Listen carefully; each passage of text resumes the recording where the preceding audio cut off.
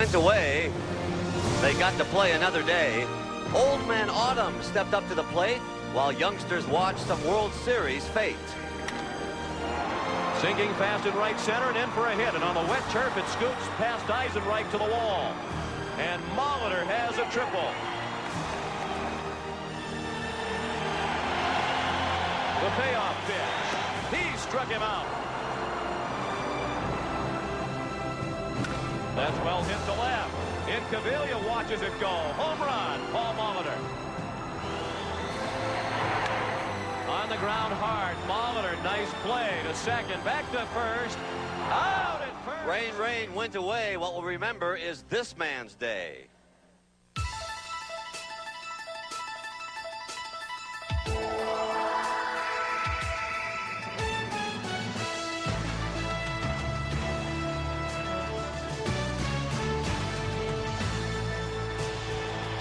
Well, it rained all day long in Philadelphia after the Blue Jays rained on the Phillies last night. But this is the way they think around here, folks. Winners laugh, losers say deal. The Phillies are ready to deal. Down 2-1. They aren't letting one lost night erase a season of very hard work.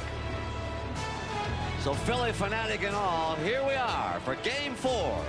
The comeback kids, the Philadelphia Phillies, against a team on a mission, the Toronto Blue Jays.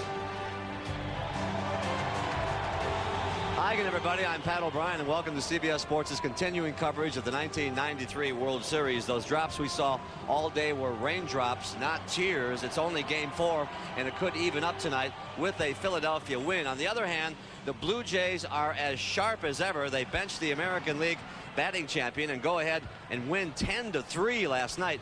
Not only are they sharp, they have handled this matter with the class of a Tiffany vase. You go back to the bickering during the ALCS and the Chicago White Sox about who would play and who wouldn't, and you realize that Cito Gaston is doing all the right things. Tonight is John Olerud again and Paul Molitor at third base. Olerud playing first, Ed Sprague on the bench. All morning, and of course, once I got to the ballpark, I just called Molitor in again and talked to him again about it, and he seemed to be a little bit more comfortable with it today. He assured me that it wouldn't interfere with his hitting, so that's what I was concerned about, and let's hope it works out for us. Can you give yourself some credit at how this has been handled with such class within the organization? Because you look at what happened with the White Sox and all the bickering with George Bell and Bowen not being able to play. Is that your credit or the team's credit? Well, I think it's a little bit of both. I'm pretty honest. I'm honest with my players all the time. I don't think I've ever lied to a player, and I've been just lucky and fortunate to have a lot of good players on this team that have the same type of attitude. They are getting it done. We hope to get it done for you tonight. The forecast calls for light rain and fog. We hope to get this one in. We're pretty sure we will. 62 degrees right now. The players did take batting practice underneath Veterans Stadium here tonight. There you see the Blue Jays. On the other side, the Philadelphia Phillies took practice. And we talked to Jim Eisenreich about these conditions on this AstroTurf. The drainage is tremendous here, but it still was a factor last night. Like Molitor's triple in the first inning last night.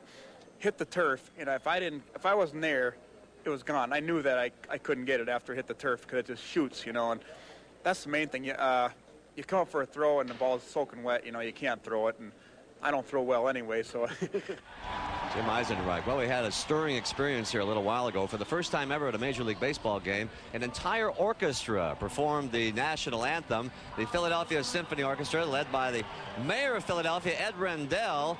And it was, folks, I must tell you, I've heard a lot of national anthems. It was one of the most stirring performances we have seen in sports, at least in my years in sports. And with the humidity and everything, they'll be tuning those instruments until their Christmas concert. Stay tuned to us tonight. We hope to have a great night of baseball for you. Sean McDonough, Tim McCarver behind the mic. Jim Gray is here as well. Enjoy the game, everybody, here on CBS. It's Game 4, the Philadelphia Phillies and the Blue Jays. Have fun.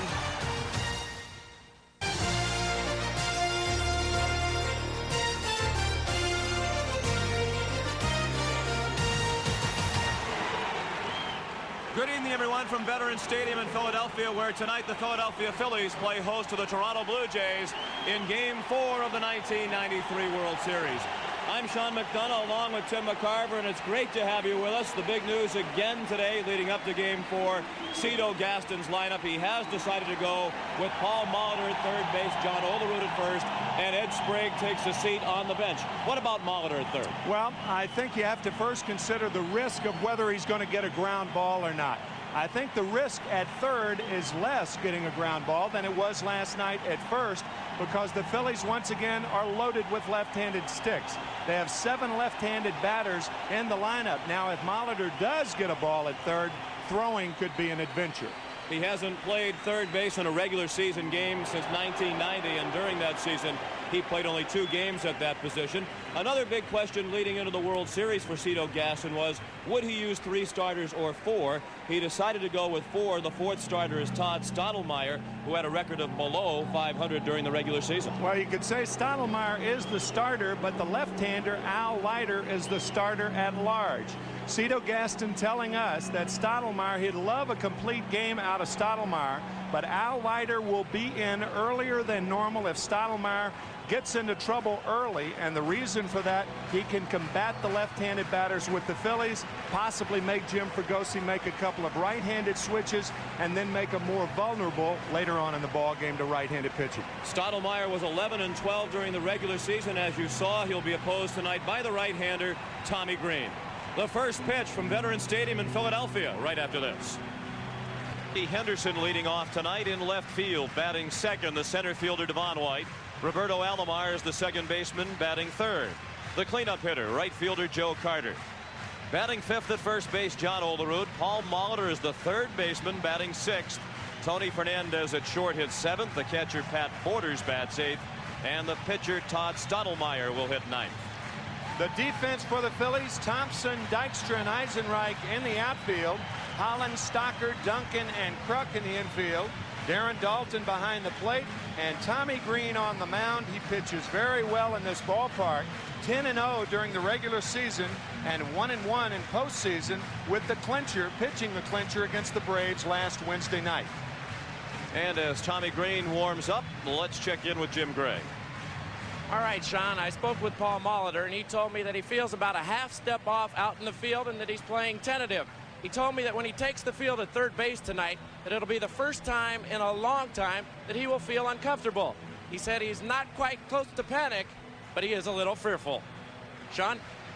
And Paul told Jim Gray on the postgame interview last night that he did not expect to play today, and that was the stated game plan of Cito Gaston yesterday. But Cito said he spent all night last night wishing that Molitor could play third base. He talked to Paul again today during the day, and Molitor said, don't worry about being uncomfortable with playing third base affecting my hitting, because it won't. I've been around long enough to be able to separate defense from offense, and I won't let it affect my hitting.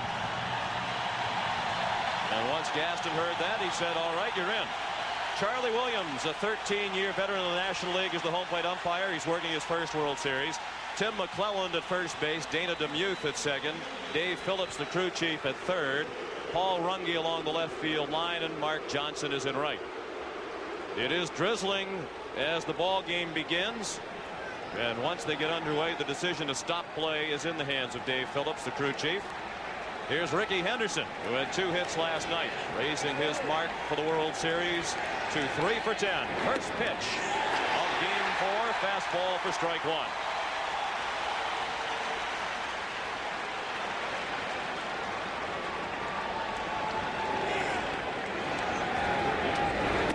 And a ball low. A couple of times already Green has looked down at the mound. You saw him stop in the middle of one warm-up delivery and check out the mound, and he looked down immediately after that ball went in the dirt.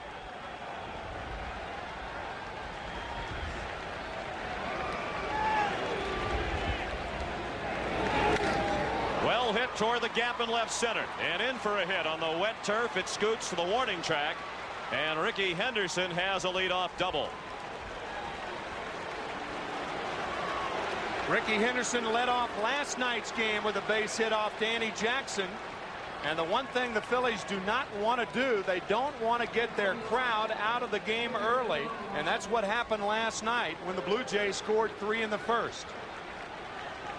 Combination of the hour and 12-minute rain delay And the early rally by the Blue Jays really did take the crowd out of the game last night. As you could tell during our opening, the crowd is ready to go tonight. Devon White is the batter.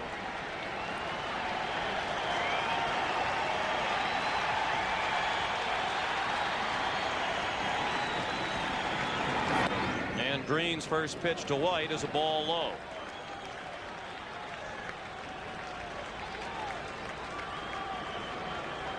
So many stories, connecting stories between these two ball clubs. Devon White, a roommate of the closer, Wild Thing, Mitch Williams, in winter ball about 7 years ago in Puerto Rico.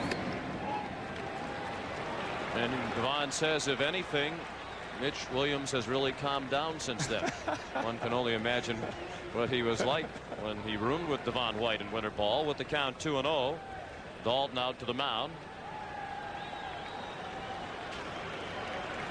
It wasn't all that long ago that it looked like Devon White's career was coming to a screeching halt when he was with the California Angels.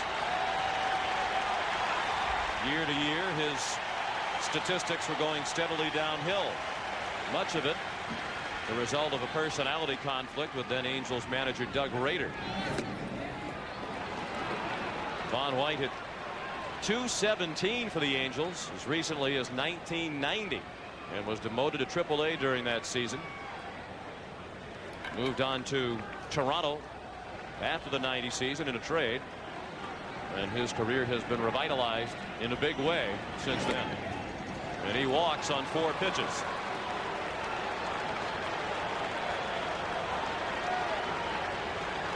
And that'll bring John Kruk in to speak with Tommy Green. Green admitted to being anxious in his Game 2 start in the LCS against Atlanta. Then he settled down and pitched very well in his other start against the Braves. Roberto Alomar is the batter. I think what players look for, especially in postseason play, is controlled anxiety. And you're going to be anxious, you're going to be a little nervous, and that's good. Can't go overboard, however. 5 balls in a row thrown by Green. 1-0 on Alomar. He looks down at third base coach Nick Leyva, former Phillies manager. Paul Molitor's terrific performance. Alomar had 4 hits last night, 3 singles and a triple. Along the left field line, Milt Thompson in a foul ground to make the catch for the first out of the ball game. Alomar's night last night was so good. He was 4 for 5, as you said, Sean. And for those with at least 100 at-bats in postseason play, before that at-bat, Alomar a .362 average, and that leads all players in postseason. Of course, it'll drop about 2 points with that foul out to Thompson. A huge out for Tommy Green and the Phillies. Now Joe Carter 3 for 11 in the World Series. Joe hit a 2-run homer in Game 2 off Terry Mulholland. No score, just underway on the top of the first. The Blue Jays threatening with first and second and 1 out.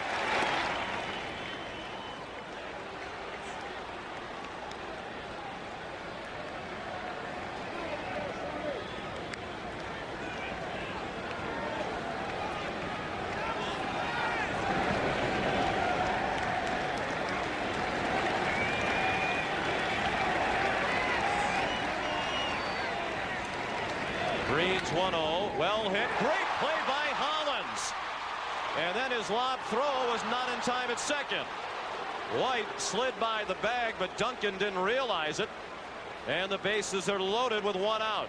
Hollins made a terrific stop of the smash, but then couldn't get off a good throw. Yeah, the stop was so good, buried in the glove, he couldn't get it out of the glove, and a little lollipop toss to Duncan.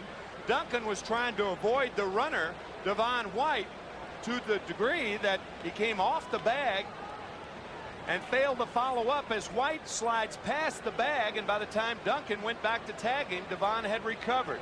Brilliant play by Hollins, but the throw not in time at second. And Duncan's all right. A hard slide, a clean slide, but a hard one by White. You would think Duncan would have seen that White went by the bag since he went spinning right around and appeared to be looking right down at him. John Olerud, who did not play last night, looked at ball one, down and in. He went 2 for 6 in the first 2 games at Skydome. When a third baseman has problems getting the ball out of his glove like that, the second baseman realizes that the runner has time to get down to him, and he's trying to get off the bag and get the call. That's why he didn't see White slide past the bag. 2-0 on Olerud. Danny Jackson roughed up for 3 runs in the first inning last night. That set the tone for the ball game, and now Green is in trouble in the first inning tonight, and that's not much of a surprise. He had his problems for Jim Fregosi in first innings throughout the year. An ERA of nearly 7. A pop-up. Infield fly rule in effect. Truck made the catch in fair territory for the second out.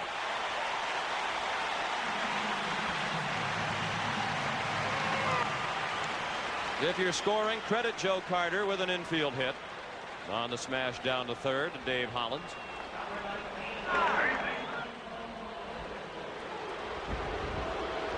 And the 6th batter of the first inning is Paul Molitor.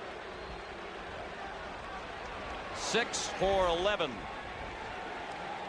in the 3 games to this point. He had 3 hits last night, a 2-run triple in the first, a solo homer in the third, and an infield hit in the 9th.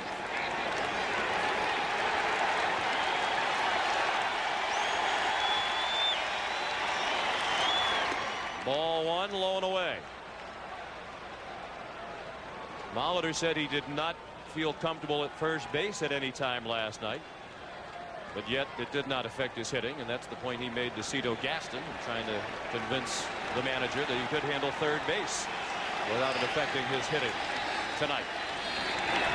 In the dirt, blocked by Dalton, and the runners have no chance to advance. 2-0.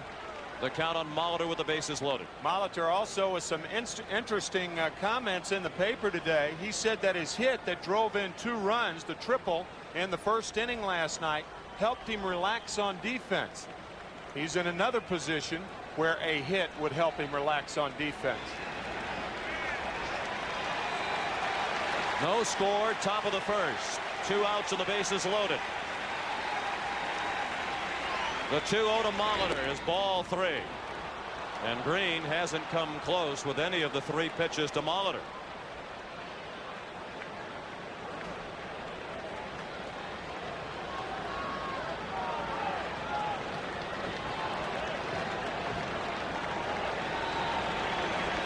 Green has to come in with a strike, and he did not. He walks Molitor on 4 pitches to force in a run, and the Blue Jays lead 1-0. And pitching coach Johnny Padres is on his way to the mound. Tommy Green has had 2 opportunities to get out of this inning without Toronto scoring. He got the pop-up the other way from Alomar, great clutch hitter, and then he got the pop-up, the infield fly rule to John Olerud, a great clutch hitter, and then threw 4 straight balls to Molitor.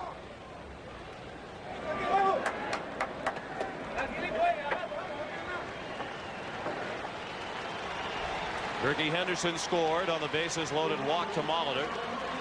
It is Molitor's 5th RBI of the World Series, and the 7th batter of the first inning is Tony Fernandez. He's 4 for 9.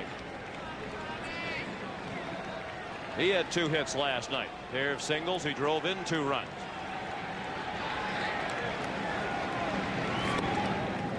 Five in a row outside the strike zone by Green, who has walked 2 here in the first and has surrendered 2 hits. You notice how all 5 pitches out of the strike zone have been low. It looks like Tommy Green is choking the ball.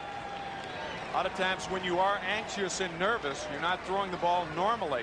You have a tendency to grip it too tightly. Well hit, base hit. White is in. Carter will score. And the Blue Jays, for the 2nd straight night, have taken a 3-0 lead in the first. A 2-run single by Tony Fernandez. Frankie Frisch used to say, oh, those bases on balls. 5 straight balls and a fat fastball to Tony Fernandez.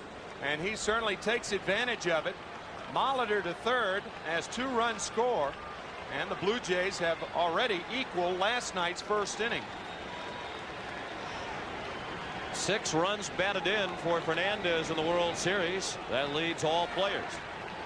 Pat Borders just 2 for 12.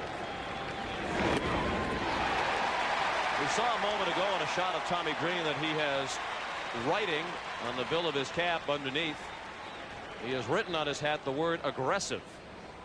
But that really wouldn't describe his pitching here in the first inning. It really looked like he was nibbling to several of the Blue Jay big hitters. Very tentative. Line to left. Thompson on the run makes the catch. After a half inning in Philadelphia. The Blue Jays 3 and the Phillies coming up. Gosi has Lenny Dykstra leading off and playing center field. Batting second, the second baseman Mariano Duncan. John Kruk is the first baseman batting third. The cleanup hitter, third baseman Dave Hollins. Batting fifth and doing the catching, Darren Dalton. Jim Eisenreich in right field hits sixth. Milt Thompson is in the lineup tonight in left field batting seventh. Kevin Stockard, the shortstop, hits eighth. And the pitcher, Tommy Green, bats ninth.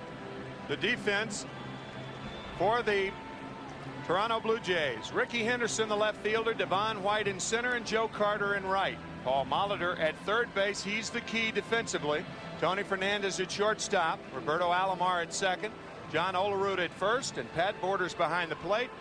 Todd Stottlemyre on the mound, 11 and 12 during the regular season, but an earned run average around 5.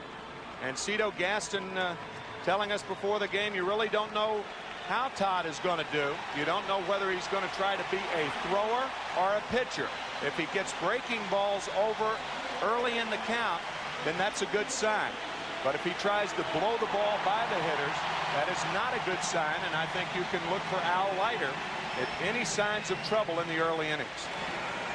Particularly now that the Blue Jays are off to a quick lead. Stottlemyre started with a looping breaking ball to Lenny Dykstra, who has 6 home runs in the postseason as a leadoff batter, tying Hank Bauer and Davey Lopes for most home runs by a leadoff man in postseason play. Lenny has 1 home run in this World Series. He's 4 for 13, 1 for 5 last night.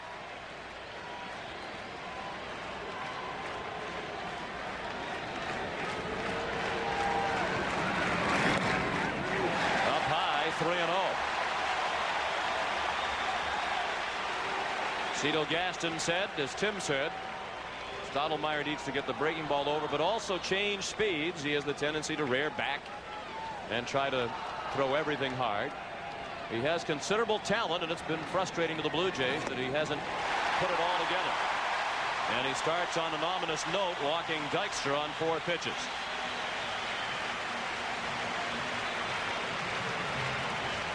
In order to be a pitcher and not a thrower, you have to stay ahead. You have to throw strikes early in the count so you can utilize your breaking ball. That is a bad sign for the Blue Jays. They score 3 runs, and Stottlemyre comes out and throws 4 straight balls. Now Duncan, who's had a terrific series, 6 for 14.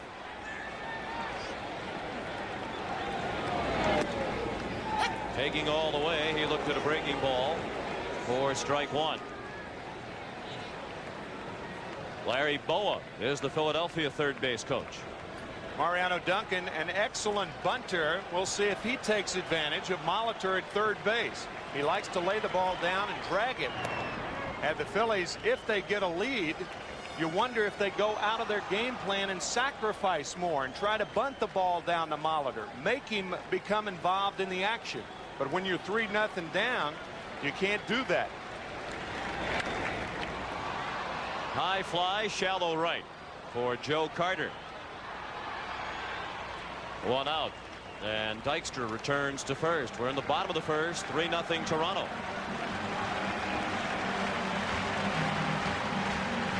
The top of the order has not been the problem for Philadelphia as they trail in the World Series 2-1. Dykstra, Duncan, and Kruk have combined to hit .436, but the rest of the team is hitting only .250. Kruk is the leading hitter in the World Series. 7 for 12, a .583 average. Middle of the order has been killing the Phillies. 4, 5, and 6 spots, batting .198 for the first 3 games. They have got to have production from the middle of the order, as most teams do. You raised the point about bunting, perhaps trying to exploit Paul Molitor. Molitor before the game said he didn't expect that the Phillies would do that. He says they're an aggressive hitting team. They don't like to bunt. I doubt that they'll go away from what has been so successful for them during the year.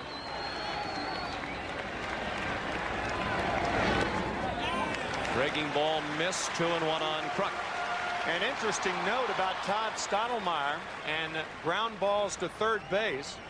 He has worked 176 2/3 innings this year, and there have been 33 balls fielded by the third baseman. That's about 1 every 5 innings. And with the left-handers the Phillies have up there, you'd have to think it was going to be less in this ball game.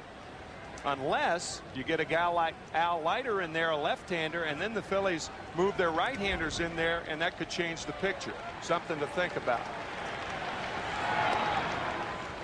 Dykstra has 1 stolen base in the World Series in his only attempt.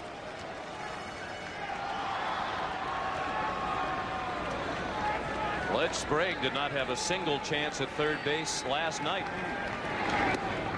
Check swing, looked like a good pitch, called ball 3 by Charlie Williams. Change up, just missed. I mean, just outside. The camera does not lie.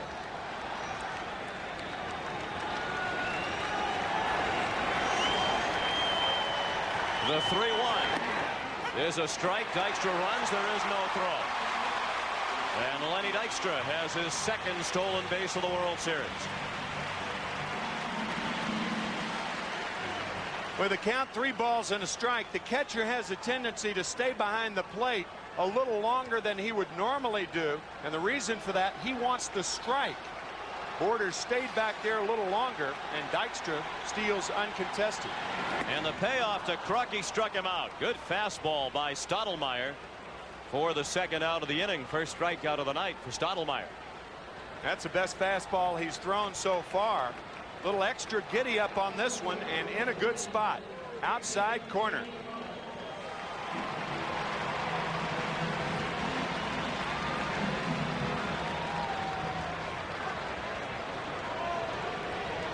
Dykstra is at second with 2 outs. 3-0 Toronto in the first. Here's Dave Hollins, part of that struggling middle third of the Philadelphia order.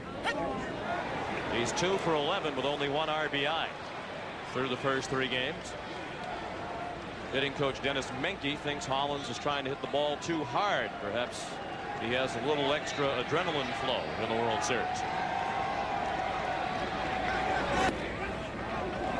It's the same for pitchers and hitters. Pitchers who don't pitch well try to throw it too hard, and hitters who don't hit well try to hit it too hard. If you're a hitter and you're trying for those 5-run homers, that's not the right formula. Good pitch. 1-2 on Hollins.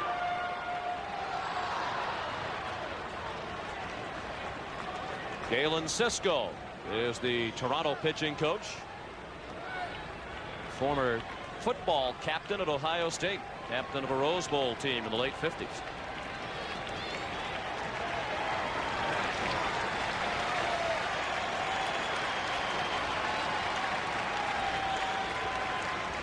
The 1-2 is high.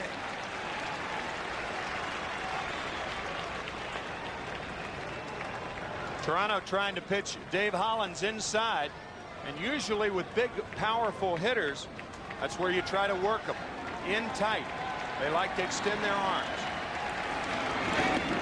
Breaking ball just low, and the count is full.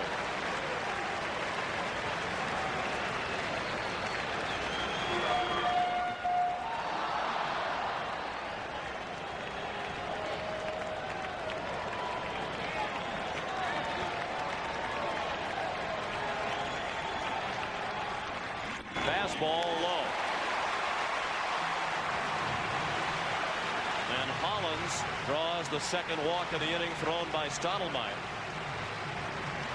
Green walked 2 in the top of the inning, and the Blue Jays made him pay. So the tying run is at the plate. Here's another struggling Philly. Darren Daulton 2 for 12. Dennis Menke thinks his problem is that he hasn't been seeing the ball well enough, that perhaps his stance was too close, so they've gone to a more open stance. He took extra batting practice yesterday.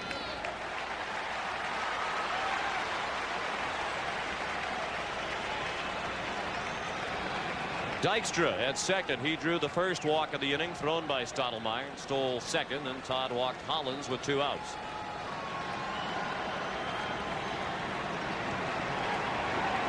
Stottlemyre is 28 years old, from Yakima, Washington. 6'3", 195 pounds. He misses low and in. And that brings Borders to the mound with the count 2-0.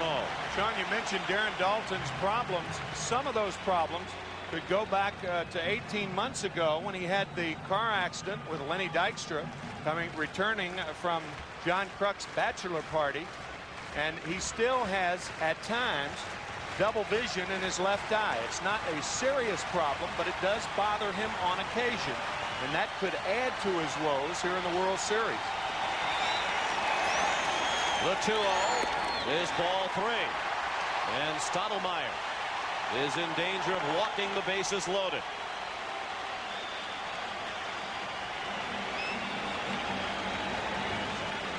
Jim Fregosi allows his power hitters to be swinging 3-0.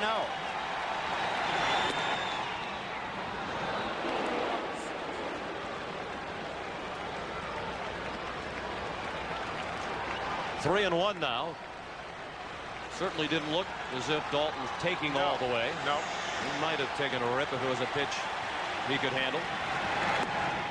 That's ball 4 low. 3 walks have loaded the bases for Philadelphia in the first. The Blue Jays lead 3-0. Here comes Galen Cisco to the mound. There is no action in the Toronto bullpen.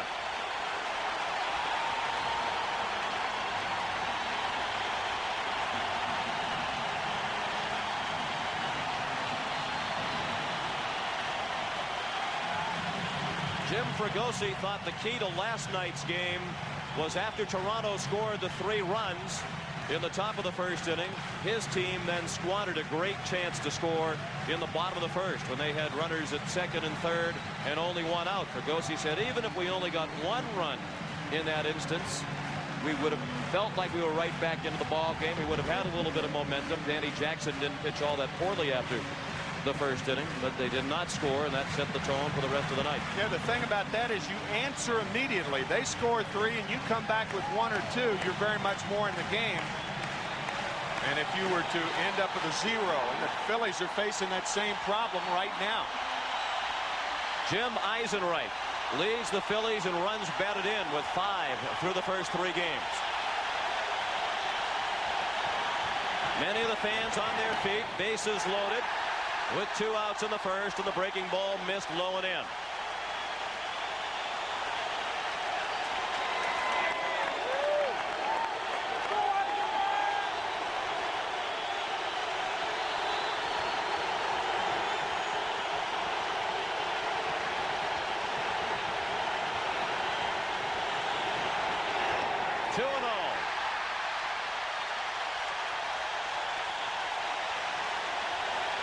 The crowd has returned.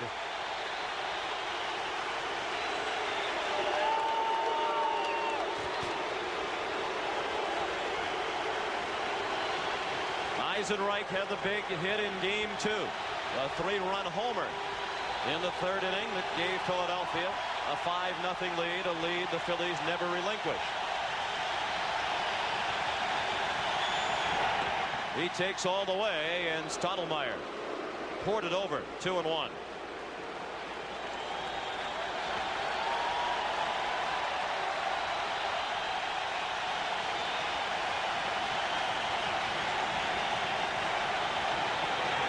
Ball 3.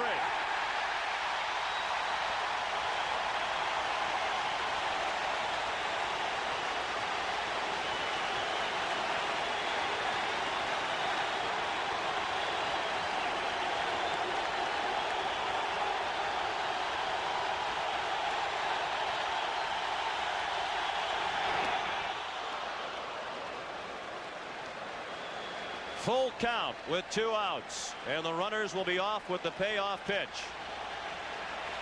Todd Stottlemyre is 1 ball away from his 4th walk of the inning and walking in a run.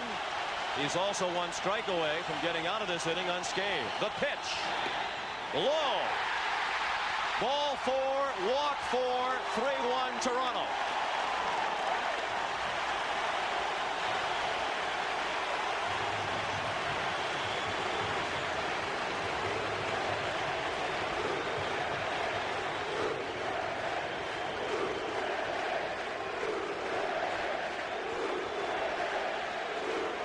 There is still no action in the Toronto bullpen. And that's a surprise to me from what Cito Gaston told us before tonight's game. And as you pointed out, Sean, especially with the 3-run lead.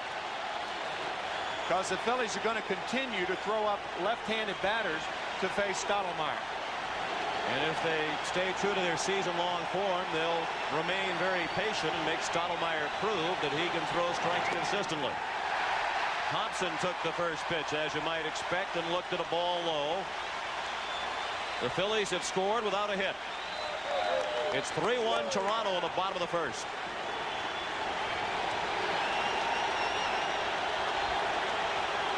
Four walks in an inning ties a World Series record. 3 consecutive walks ties a World Series record. High, 2-0.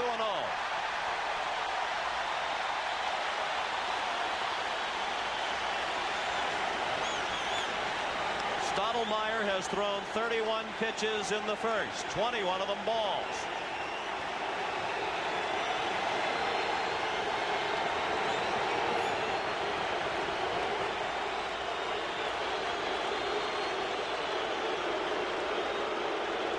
And time has been called. Tony Fernandez has summoned the equipment man. Might be having problem with a contact lens. I assume that's legitimate. Tony appears, you know, you don't know whether Tony, an experienced player, is just trying to break things up a little bit with the thinking that with Stottlemyre in that rhythm, he hasn't been able to find the plate. If that's the case, he's taking one for the club. 1 eye drop or 2, that is. But you wonder if this would help or hurt Stottlemyre. Certainly he's not in a groove right now. But this delay also might give him more time to think about the problems that he is having. Like a field goal kicker. Right. With this start tonight, Todd Stottlemyre and his father Mel have made history as the only father and son pitchers to start World Series games. Mel Stottlemyre started 3 games for the Yankees in 1964 against the Cardinals. 1-1, had a no decision in 1 and lost game 7 to Bob Gibson. He went head-to-head 3 times with Gibson. Todd Stottlemyre just threw strike 1. 2-1, the count on Thompson, the 7th batter of the inning. Well, maybe the delay helped. All of a sudden, Stottlemyre has thrown 2 strikes.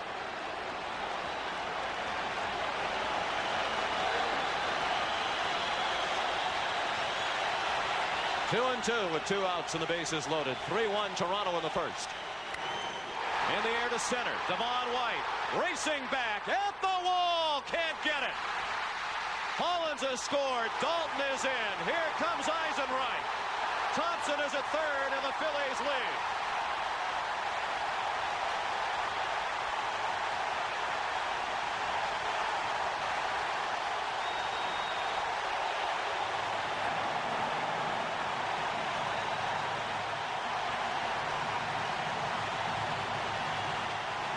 Bases clearing triple for Milt Thompson.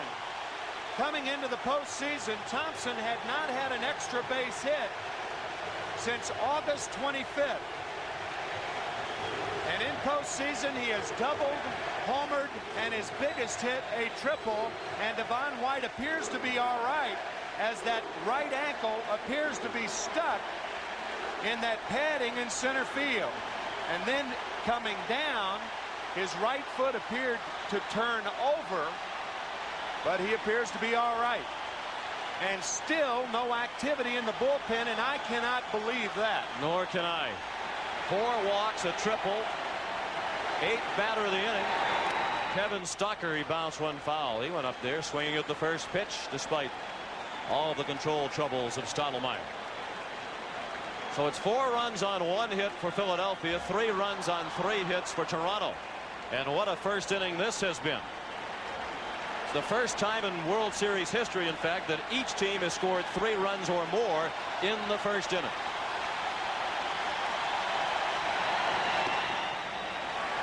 Lollipop curve missed. 1-1. Still no action. And you saw Al Leiter throw his hands up, perhaps as if to suggest, why isn't there somebody warming up? I'm ready Probably if you the need gesture me. in many living rooms around Canada right now. Yeah. Well, Cito Gaston is known to be very patient with his starters. Sometimes too patient, in the opinion of his critics.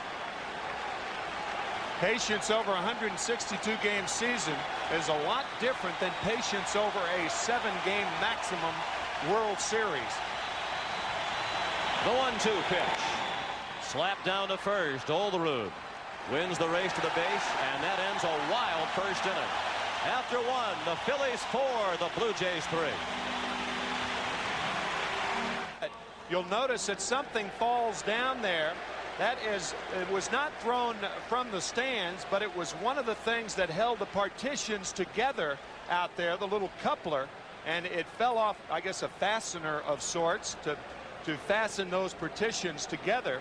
And it's one of the grounds crew members took it off the field, but that partition is without a coupler now. Yes, it is. Yeah.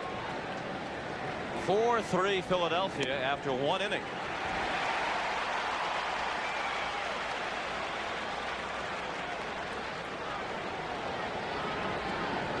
Todd Stottlemyre leads off.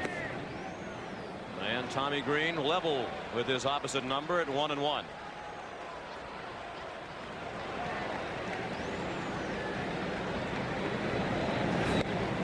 Cito Gaston says his foremost concern about his pitchers when they're at the plate is that they avoid getting hurt.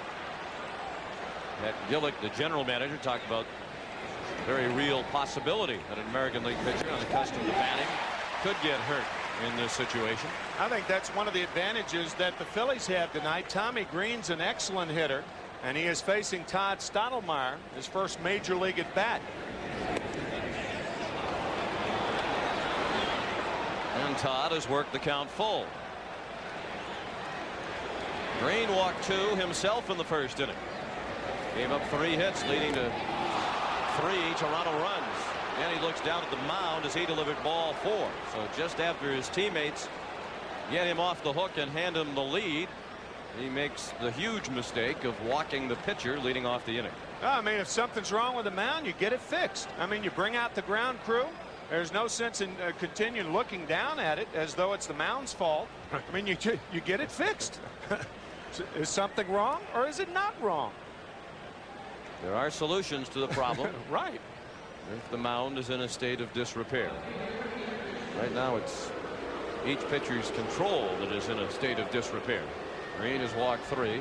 Stottlemyre 4. We've played an inning plus 1 batter.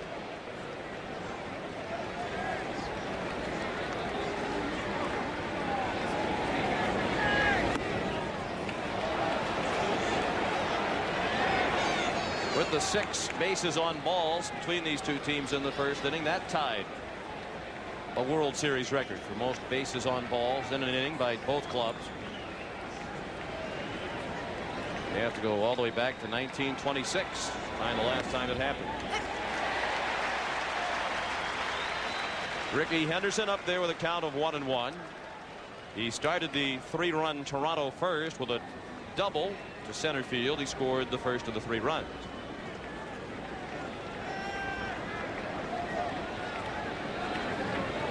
We have word from the Toronto dugout that Tony Fernandez has gone to the clubhouse. Apparently he still has something in his eye, and they're trying to ease his discomfort. 1-2 now on Henderson. Good change of speeds by Green.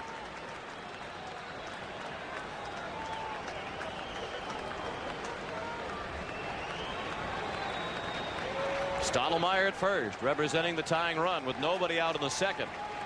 4-3 Philadelphia. Breaking ball just outside.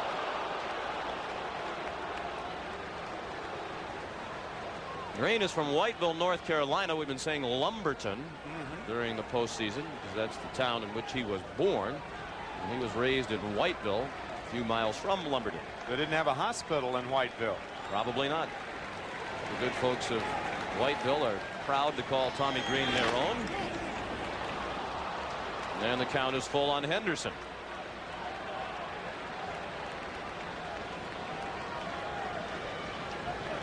Interesting situation here. If you're Cito Gaston, do you send an inexperienced base runner who's your starting pitcher with a count 3-2 and nobody out to Ricky Henderson? I would doubt it, since he has expressed so much concern in this series about players getting injured. Stottlemyre is not running, and it's fouled out of play to the right. Well, if that's true, if he's not running and you detect he's not running, there are ways to combat everything in baseball. If you're Jim Fregosi, why not play John Kruk behind Stottlemyre if there's almost no chance of him running? And he certainly wasn't running on that pitch. May not make a difference with a right-hander up there, but with Devon White up there, it could.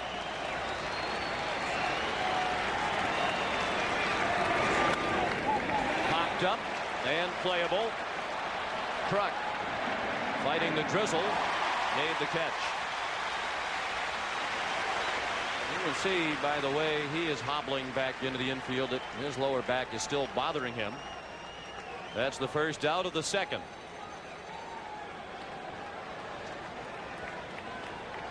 Game one went to Toronto. Roberto Alomar was the star with his defense and a 2-run double. Jim Eisenreich had the big hit of game two, a 3-run homer capping a 5-run Philadelphia third. The Phillies even the series, and then last night Paul Molitor paced the 10-run Toronto attack.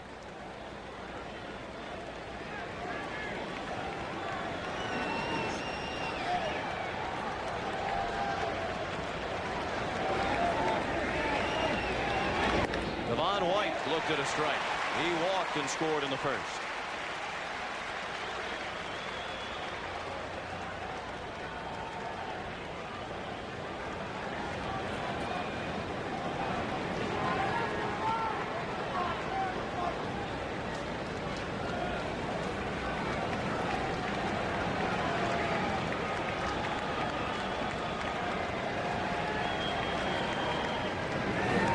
Breaking ball and a good block by Dalton.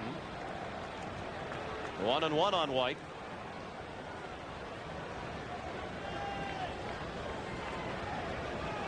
Tony Fernandez is now back in the Toronto dugout, seated alongside Ricky Henderson.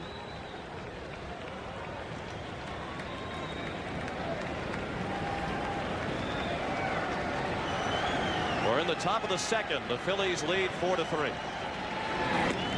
Good breaking ball. 1-2.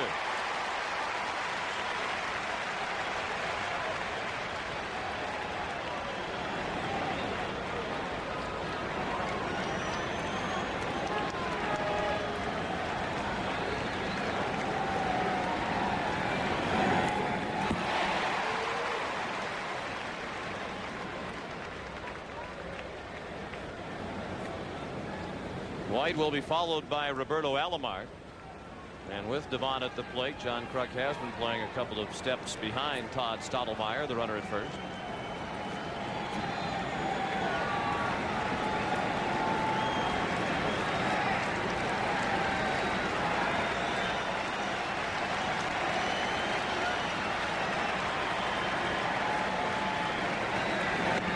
Green came inside and missed with the fastball. 2-2 on White. That's what Tommy Green has to do. He has to work both sides of the plate with the fastball. As you can see, that ball clearly inside. But when Tommy Green gets into trouble, he's like most pitchers. He finds the fat part of the plate. Doesn't matter how hard you throw. location is vital in getting hitters out. And working both sides of the plate is the best way to get hitters out. Another full count.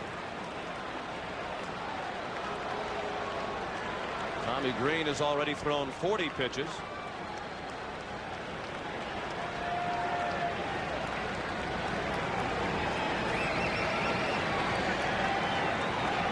Stottlemyre threw 38 pitches in the first, and that is strike 3. It was a swing and a miss, not a foul tip. Dalton applied the tag for the second out of the inning. First strikeout of the night for Tommy Green. Looked like the ball was on the inside part of the plate, a cross seam fastball. And he gets Devon White for the first strikeout of the night for Tommy Green. Looked like White was just over that pitch. Dalton did apply the tag, but with the runner at first, there was no need. Alomar took the breaking ball low and inside. Roberto made the first out of the first inning. He was out on a fly ball to Milt Thompson, foul ground and left.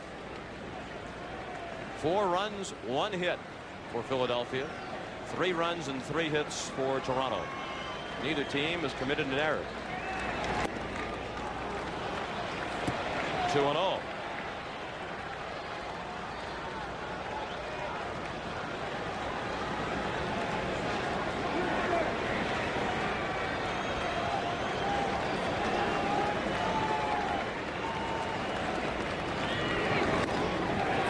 Fastball, 2-1.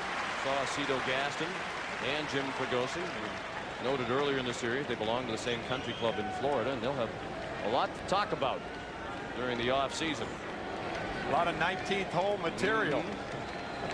First inning alone would be a couple hours worth of rehashing. Chopped up the middle, base hit. Stottlemyre around second, and he'll try for third after hesitating. Stalker's relay out at third.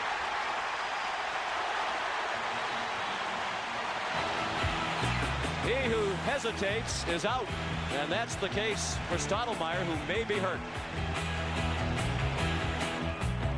Game cards ready, and stay tuned for the Budweiser World Series Classic Play at the end of the 5th inning. You could win $100,000.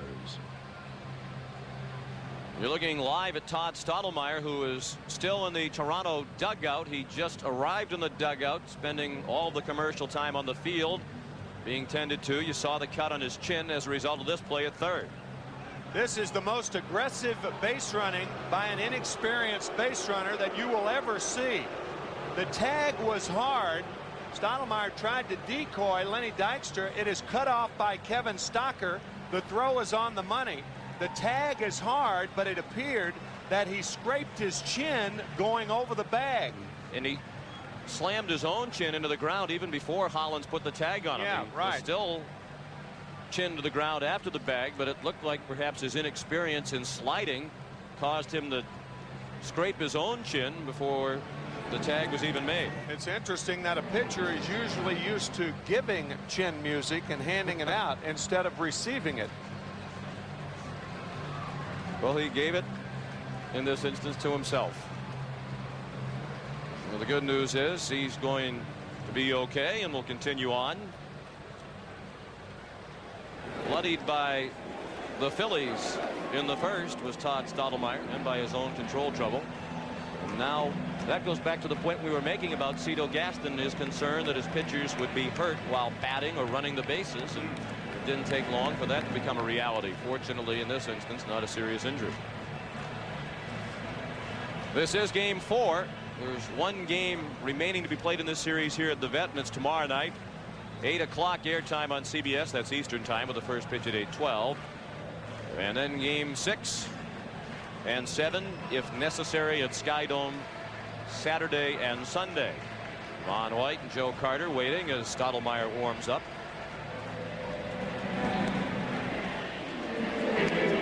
Obviously, it was not a good base running play, but because of Stottlemyre's inexperience, you tend to overlook that. He appeared to just get caught up in the excitement of the moment. Certainly trying to go to third base in that situation is not a good play, but pitchers aren't trained, especially American League pitchers. They rarely even talk about it. Only time they think about it is when they're on the mound and somebody tries to do that against them. If you're just joining us, you've missed a lot. Toronto scored 3 in the first. Tony Fernandez highlighted the inning with a 2-run single. Paul Molitor's walk with the bases loaded brought the first run in. Then in the bottom of the first, Jim Eisenreich walked with the bases loaded. The 4th walk of the inning thrown by Stottlemyre to make it 3-1. And then with the bases loaded, Milt Thompson ripped a triple off the fence in center to score 3. And it's 4-3 Philadelphia as the Phillies come up in the second with batters 9, 1, and 2. Tommy Green, the pitcher, then Lenny Dykstra and Mariano Duncan.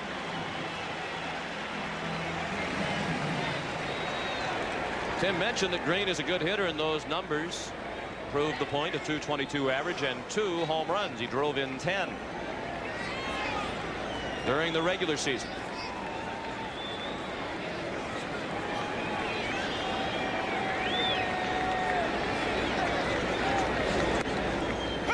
Breaking ball for strike 1. Sean, I've seen Milt Thompson play in the National League for 7 years, and I don't think I've ever seen him hit a ball as far to center field as he hit that triple. Green lives up to his advanced billing. On a line single into center field. Just the second hit for Philadelphia. And let's check in with Jim Gray. All right, Sean, Todd Stottlemyre has a laceration and an abrasion above just below his chin. He came to third base here and he was dazed. Tommy Craig told us he didn't quite know where he was. They were unable to stop the bleeding during the timeout, so they're going to have to attend to him again during the half inning. Sean? No bandage on the cut, and you could see Stottlemyre wiping the blood on his jersey. He is still bleeding from that cut. Lenny Dykstra took a strike on the outside corner. He walked, leading off the Philadelphia first, stole second, and scored, and he's none too pleased with the call of Charlie Williams. He thought it was outside, and you notice he's looking toward the field. That's what players do when they argue with an umpire and try not to show him up. Well hit down the right field line toward the pole. It is a home run.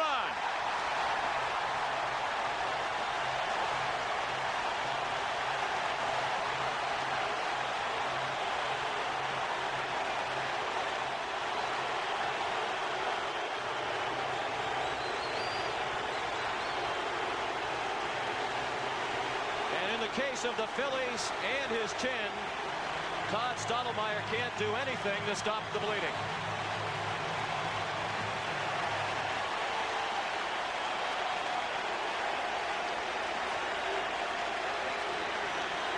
"5 feet fair." Dykstra led the Phillies with home runs against right-handed pitchers this year. He had 17, and belatedly the bullpen is up. It looks like Al Leiter throwing down there, but in my opinion, it's too late. Still nobody out in the second. 6-3 Philadelphia. Duncan the batter. Mariano looked at a ball low. It's 2-0. It is Al Leiter warming up under the watchful eye of bullpen coach John Sullivan.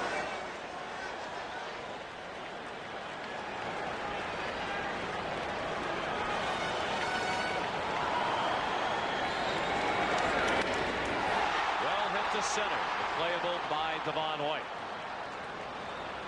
1 out.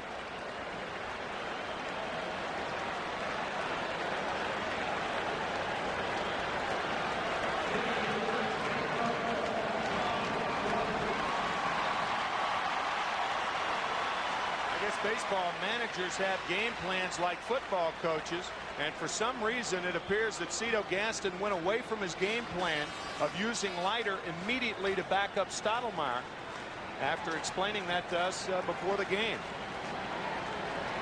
John Kruk, the hitter, he tomahawks one to second, and Roberto Alomar threw him out. Of course, that's by no means. There's still a lot of baseball left to play, and the Blue Jays are a very explosive offensive team. And if they can get to the Phillies bullpen, they could do more damage. Tommy Green now with a 3-run cushion after staking the Blue Jays to same in the first inning. What a Green game. has by no means dazzled through the first 2 innings. Hollins walked and scored during the 4-run first.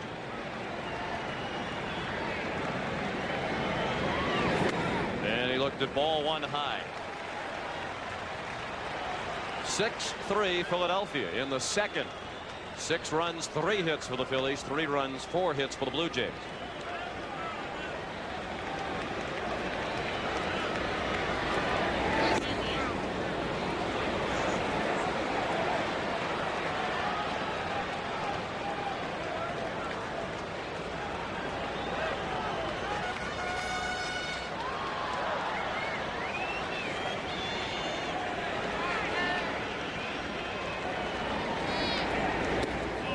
That's low and perhaps a little bit inside.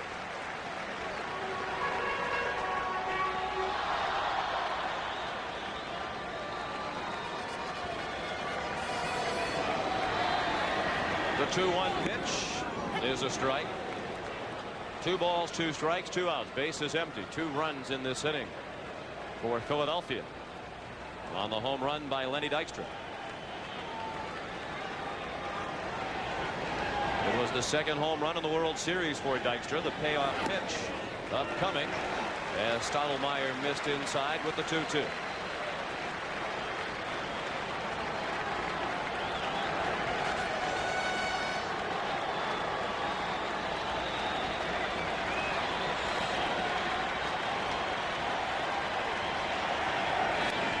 And Hollins fouled it away. Stottlemyre was already battling the mayor of Philadelphia before he took the mound tonight. Ed Rendell, the Philadelphia mayor, went to Sky Dome before Game 2, talking to some reporters. He said, "I'd like to bat against Todd Stottlemyre." Rendell saw a home run that Stottlemyre surrendered to Frank Thomas in the ALCS. Said, "I could hit him." Stottlemyre said he'd pay his own way down here to Philadelphia to pitch to him when the World Series was over. Borders catches the pop-up, and that ends the inning. But a 2-run homer by Dykstra gives Philadelphia a 6-3 lead. Brian and Jim Gray back at Veterans Stadium, where the Phillies have bloodied Todd Stottlemyre for 6 runs, and they lead 6-3. As the Blue Jays bat in the top of the 3rd, Joe Carter leads off. He had an infield hit on a hot smash down to 3rd in the 1st inning, and he scored the 3rd Toronto run. That's a very high pop-up. Up into the drizzle. And the most significant breeze of the series. Obviously, we didn't have any breeze except for the air conditioning at Sky Dome. It's a much windier evening here tonight than it was last night. And the rain coming down too, Sean. Often on a routine pop-up, an infielder looks up there and it looks like 1,000 baseballs that are coming down. You just hope you catch the right one.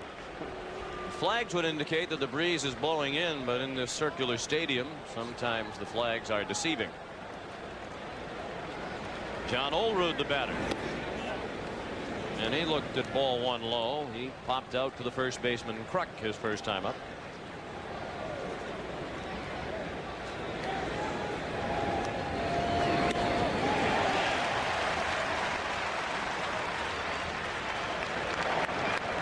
Bit on the cool side as well here tonight. That young fan came well prepared.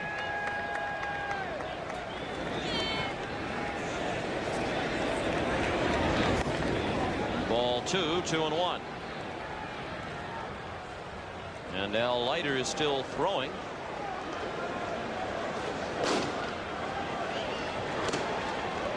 Stottlemyre would be the 6th batter of the inning.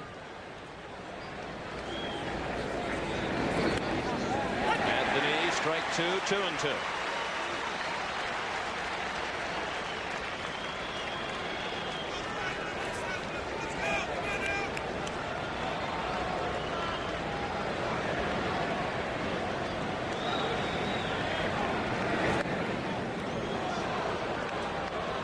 Throughout his career, Todd Stottlemyre has had to deal with adversity. He's been labeled by many an underachiever because he has considerable talent. He's a hard thrower. Good movement on his pitches. When he is on top of his game, he can be dominating. Todd says no matter what people say about him and no matter how tough the times are, he has learned to handle the situation because of some tragic circumstances earlier in his life. When he was 15 years old, his 11-year-old brother Jason died after a 4-year battle with leukemia.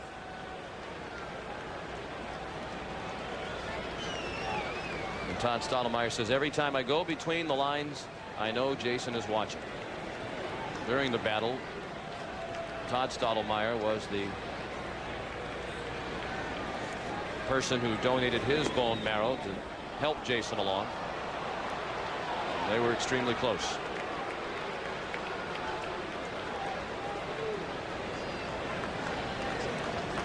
Paul Molitor is the hitter, with Olerud at first and 1 out. Well, 1-0 to Molitor. Rare swing at a bad ball by Paul, and it's 1-1.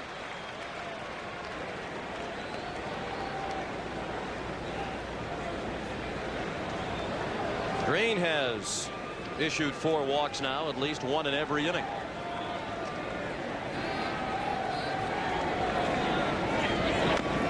Chopped foul.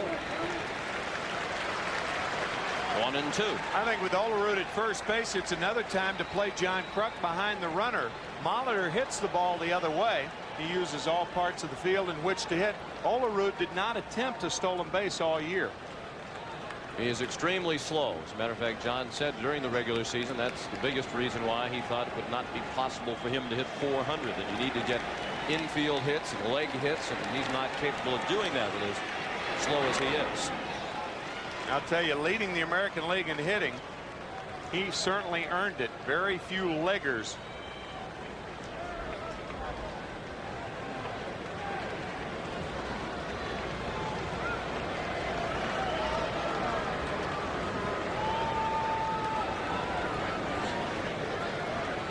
There was so much talk last night about Olerud, the leading hitter in the league, sitting out. But if Molitor had been the one to sit out tonight, it would have been the second leading hitter in the league who had to go to the bench. He does go to the right side, and it's in for a hit. Eisenreich, a good play to stop it on the wet turf, and he'll hold Molitor to a long single. Olerud to third on the play. So here come the Jays right back at the Phils with first and third and 1 out. Molitor going to right field. A fine play by Jim Eisenreich to cut this ball off on the wet turf and to position himself to make a good throw to second base and hold Molitor to a single. So once again, the Blue Jays will bring the tying run to the plate. Tony Fernandez, who singled to right to drive in 2 in the first.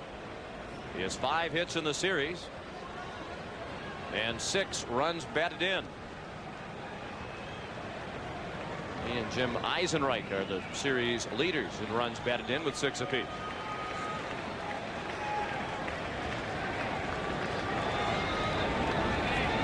Tommy Green's first pitch to Fernandez, up and away.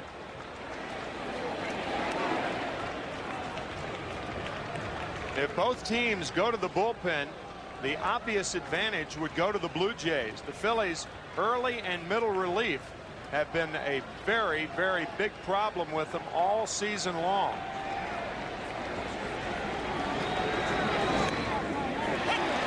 That's why it's very important for the Phillies and Jim Fregosi to get a lot of mileage out of Tommy Green this evening. Green has already thrown 60 pitches. And he's only 1 out into the third. Green is 26 years old. Big fella at 6'5", 219 pounds.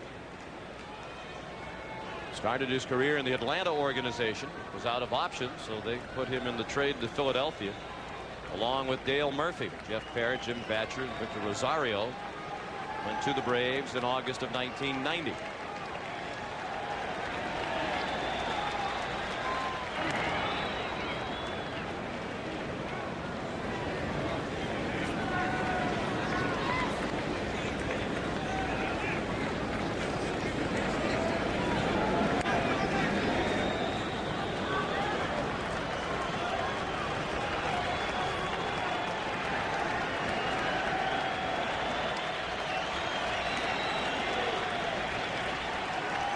1-1 to Fernandez.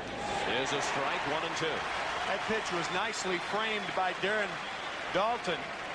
If you're a catcher and you get a backdoor slider, the one thing you want to do is hold the glove there when you make the catch. See how Dalton just holds it and gives Williams a chance to make the call. That ball right on the corner.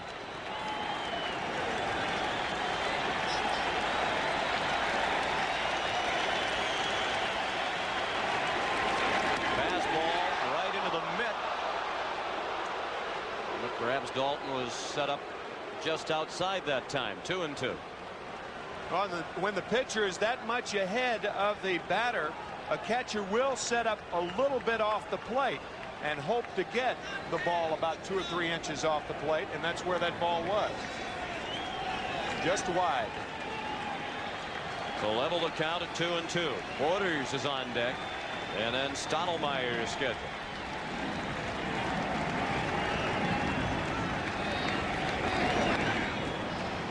And the count is full.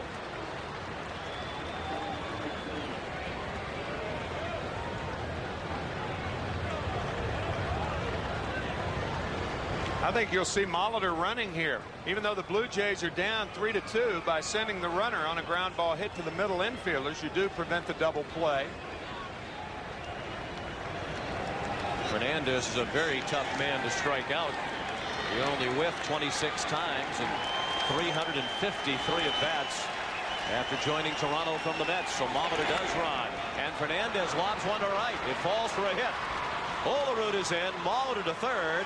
And the Blue Jays are within 2. It's 6-4. Tony Fernandez with his 3rd RBI of the night.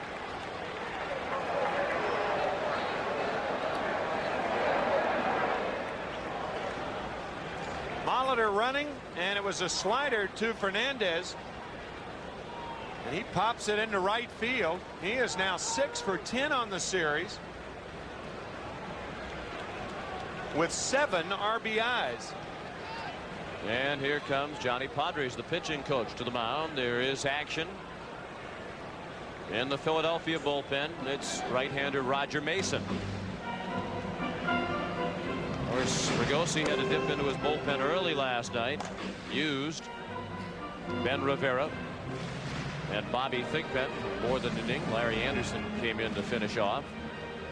Fregosi said it's possible we'll see David West earlier than his usual role in the 7th or 8th inning tonight because of the depleted bullpen. You get the feeling that both teams are going into double figures tonight in runs scored. I think so. We might have one of those 12-10 deals. Last walk wins the way this one has gone.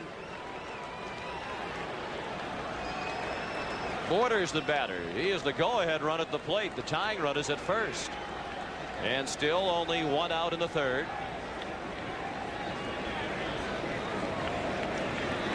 Todd Stottlemyre is standing in the on-deck circle.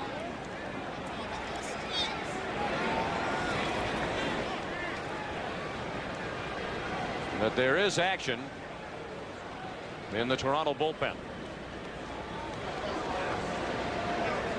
Al Leiter again. That indicates that at the very least, Cito Gaston is thinking very seriously about batting with Stottlemyre.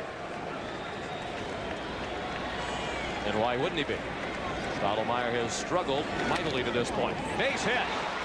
And it's a 1-run game. Borders a single to left. Molitor in from 3rd. It's 6-5. First RBI of the World Series for last year's World Series MVP, Pat Borders.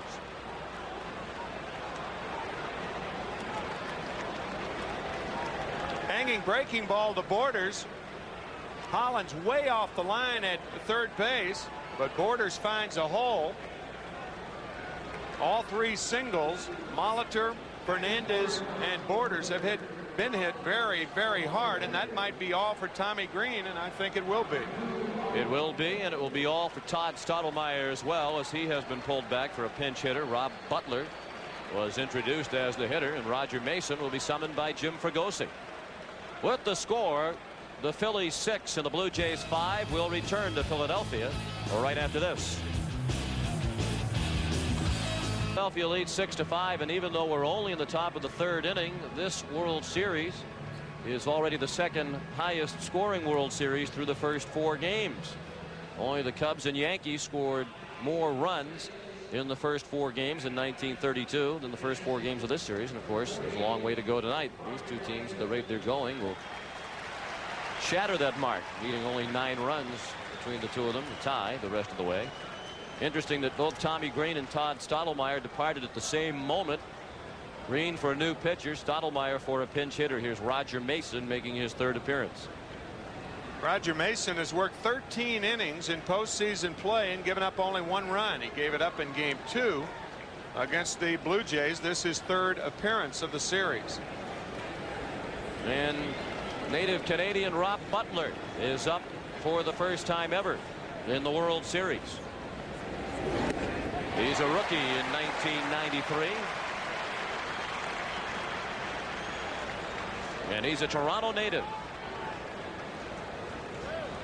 He's the 6th Canadian-born player to wear the Blue Jays Major League uniform. The others, Dave McKay, Paul Hodgson, Rob Ducey, Denny Boucher, and Vince Horsman.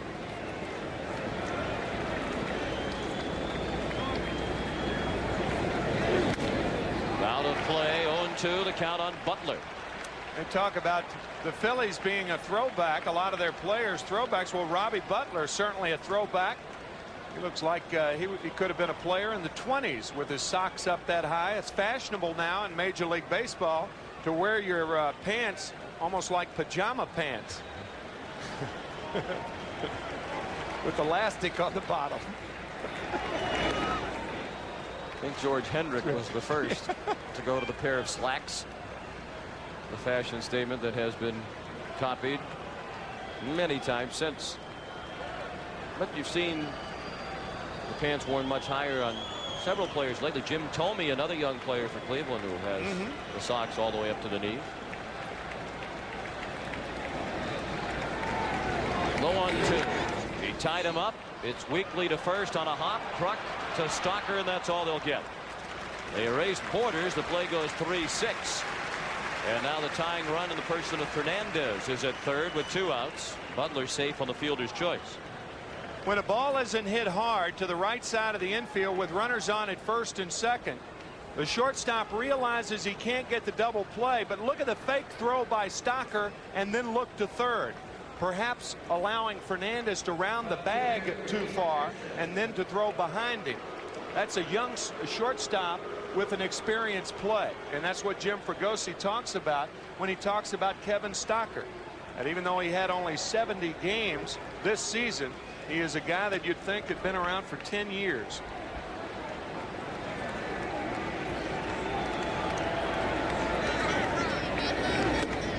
Ricky Henderson looked at ball 1. He doubled and scored in the first. Fouled out to the first baseman Kruk in the second.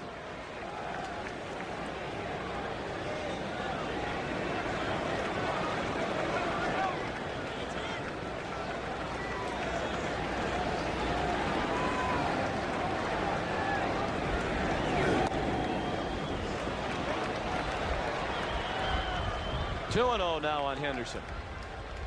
Top 7 hitters. How about those batting averages in this series for Toronto? Marky Anderson, Johnny Oates, and other American League managers have said many times you can't expect to go through that part of the batting order without being damaged. It's more or less been the case for the Phillies in this series. Tying run at 3rd, go ahead run at 1st, and a count of 3-0 on Henderson.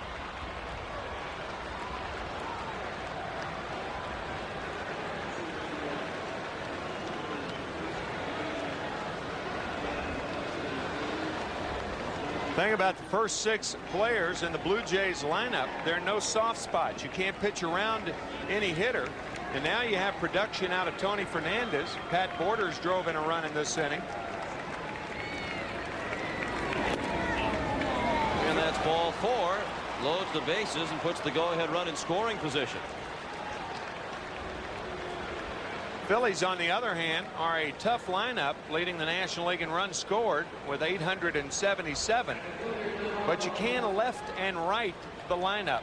They have 3 regular players who are left-handed hitters, 2 platoon players in the lineup tonight, left-handed hitters, Jim Eisenreich and Milt Thompson. So you can make the Phillies make some moves, but not the Blue Jays. Devon White, the 8th batter of the inning. Jays have scored twice here in the 3rd to cut the Philadelphia lead to 1. Mentioned Rob Butler, native Canadian. He's the first Canadian on a World Series roster since Reggie Cleveland of the Red Sox back in 1975. Rob's a Toronto native. His family is from Butlerville, Newfoundland. Named a town after him. His ancestors settled the town. Everybody in the town was named Butler. That's why they did it. Base hit. Butler will have a chance to score the go-ahead run, and he will as the throw goes to second. A 2-run single for Devon White. And the Blue Jays reclaim the lead at 7-6. First hit of the night for White. He's hit in every game in this series. And he's now driven in 5 runs. He and Lenny Dykstra are the only 2 players who have hit in every game in the series. And the hits keep right on coming. You feel like a disc jockey up here, don't you? Spinning them out. Those runs charged to green.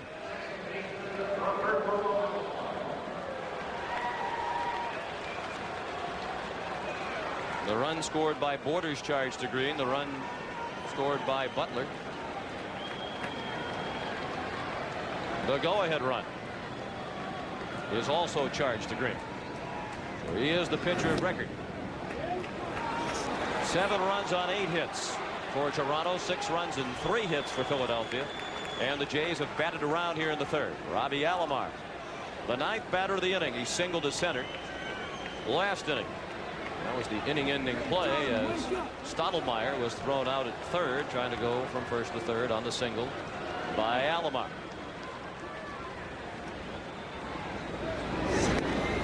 Rob Butler told the story about when he was young. His dad Frank took him back to Butlerville, Newfoundland. They went to a softball game. Said every player on the field had the name Butler on his back. About 200 families live in Butlerville, Newfoundland. What a thrill for Rob. In his first World Series game, he scores the go-ahead run.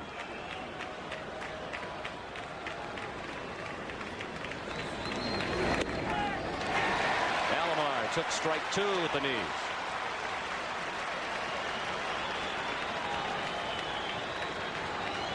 If you're just joining us, this game has been played in a light drizzle throughout. Rained almost all day here in Philadelphia.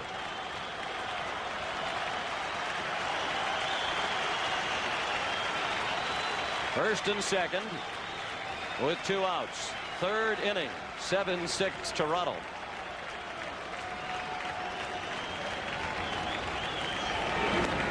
The runners go. And it's a double steal for Henderson and White. Both with outstanding speed. And they were able to steal and move up without a throw. There was no play on Ricky Henderson. There was, however, a play on Devon White. Watch how he delays to make sure Henderson runs before he runs. The trail runner must be sure that the runner at second base isn't faking going to 3rd. He's got to be sure he makes it. So a double steal against Roger Mason. And 2 more men in scoring position. And those 2 runners are the responsibility of Mason. Green's line complete, 2 innings and a 3rd. And he allowed 7 runs, all earned. You might think about walking Alomar in this situation if the count weren't 2-2. But I think Mason's going to try to get him to go after a ball in the dirt.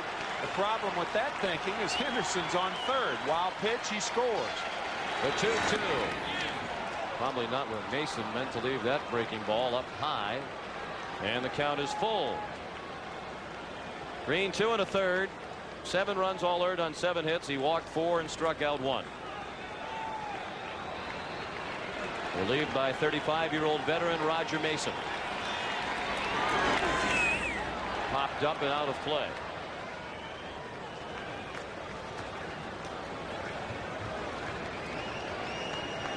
Game 5 tomorrow night. Airtime 8 Eastern on CBS. The first pitch at 8:12. Juan Guzman and Kurt Schilling in a rematch of Game 1 will be the Game 5 starters. Another 3-2 pitch. He struck him out. We'll return to Veterans Stadium after this message and a word from your local station.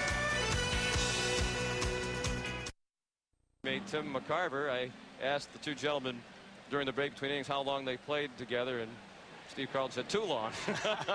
Timmy was there in spirit tonight. I told you to throw the ball up in the booth. Oh, I didn't make it ready. I didn't make it to the catcher, you know.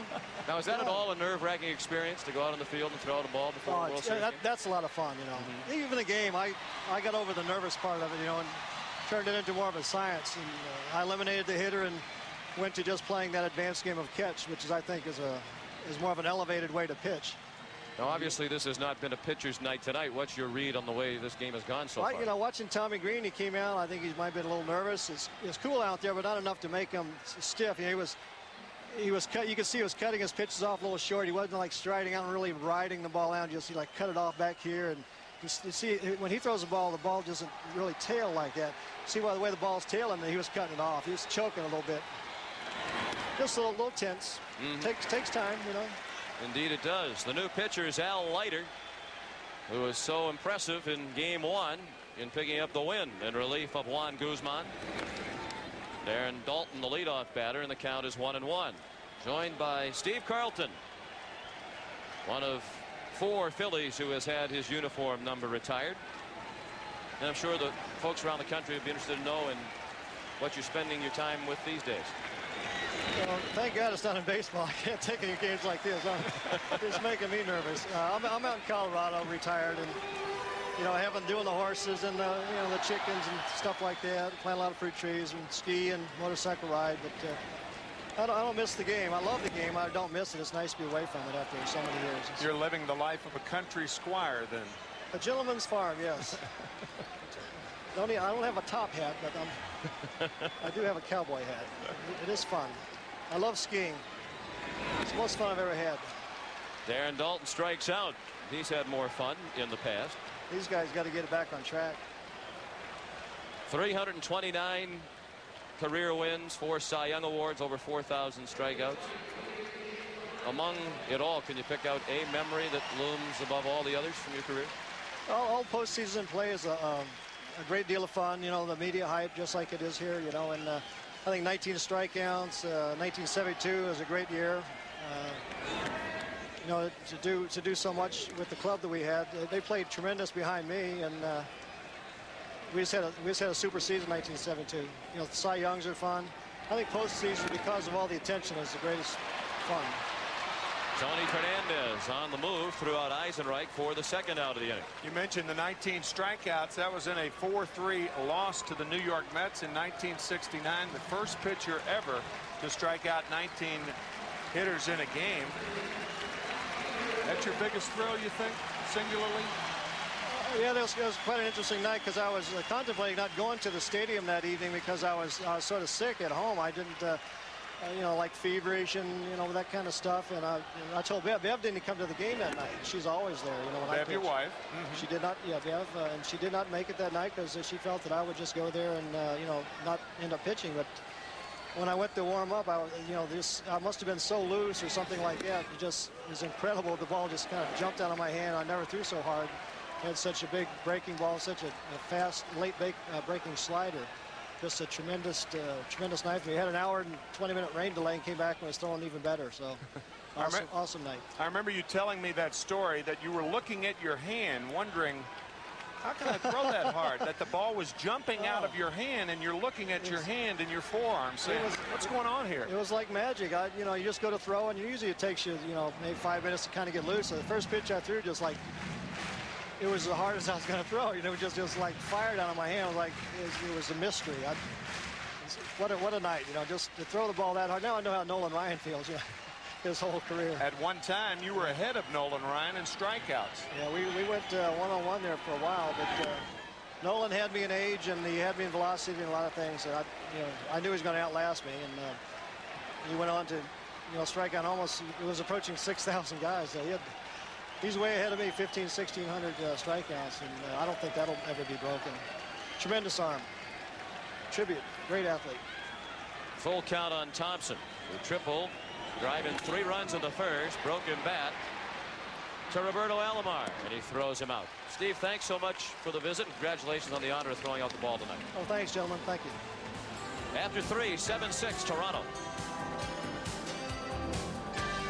Is sponsored by the American Express card. And where do we begin to summarize this one? The Blue Jays got 3 runs in the top of the first, 4 more in the third. The Phillies got 4 in the bottom of the first to take a 4-3 lead after 1. Lenny Dykstra with a 2-run homer in the second to make it 6-3. For the Blue Jays got those 4 runs in the third. And what do you know, a 1-2-3 inning by Al Leiter in the bottom of the third, so it's still 7-6 Toronto. And Joe Carter is the leadoff hitter in the fourth. He started the third harmlessly enough by popping out to the second baseman. It was the last out recorded by Tommy Green. Fly ball, shallow center. Stalker out to make the play. At the conclusion of tonight's game, Tim and I will select the Chevrolet Most Valuable Player of the game. Chevrolet will donate $1,000 and the player's name to the Special Olympics.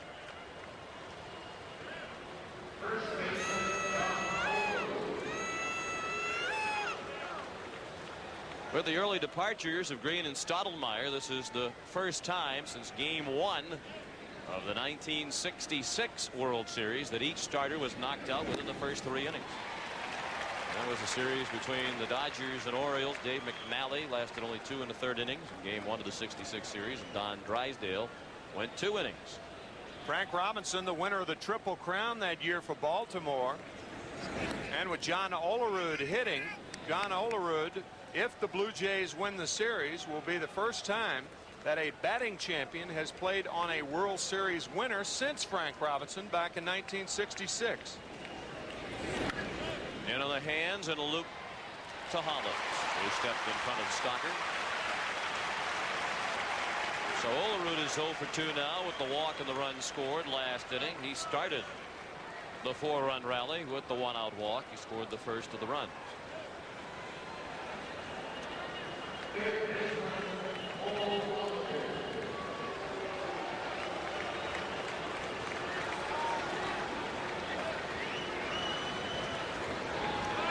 Paul Molitor, the batter. He walked with the bases loaded.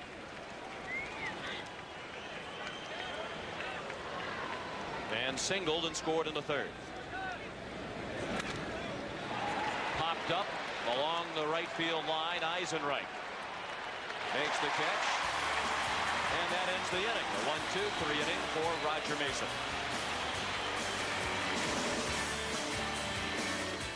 To Veterans Stadium as we head to the bottom of the 4th inning. I'm joined by a man who is synonymous with the World Series, the only man to be the MVP in both leagues, Frank Robinson. And Frank, how do you begin to analyze this game? Well, you don't. The only thing I can understand is why is it so difficult to throw strikes? I just don't understand that. Frank, would you like to general manage? You are now an assistant general manager for the Baltimore Orioles. Would you like to general manage or manage once again? Well, the idea right now for me, Joel, is to be a general manager one day. I would not rule out being a manager again, but it would have to be a very special situation. Would that situation occur in Baltimore possibly? Would you like to go back to the Orioles? Not as a manager, no. My ambition is to be a general manager, and I say it would have to be a very special case become a manager again. My ambition is one day be a general manager. We hope you obtain it. Let's go back upstairs to Sean. Thank you, Jim. First batter of the inning, Kevin Stocker out on the pop-up to Tony Fernandez at short. And all of a sudden, 7 Phillies in a row have been retired by Toronto pitching. Stottlemyre retired the last 3 he faced. And Al Leiter's entered the ball game and set down 4 in a row. We're in the 4th inning, and the Blue Jays lead 7-6. Roger Mason will bat for himself. And he looked at strike 1. And Cito Gaston has achieved in the early going what he wanted to achieve with Al Leiter. He had Al Leiter pitch against Jim Eisenreich and Milt Thompson, 2 left-handed batters. And the reason that Jim Fregosi left them in, it's really too early to take them out, especially with nobody on base. So Fregosi will save the right-handed hitters, Encavilla and West Chamberlain. I ducked too, by the way. Yeah, On that looked foul like it ball. was coming right into the living room of everybody watching. What about three-dimension? That 3D, it would have really looked like it was coming right at us. But that's the reason that Fregosi is saving his right-handed batters. Mason hit it pretty sharply, but right at the center fielder White for the second out. So the thing is, Gaston has got Fregosi right now, any way you look at it. If he leaves the left-handers in, then he's got Leiter pitching to him.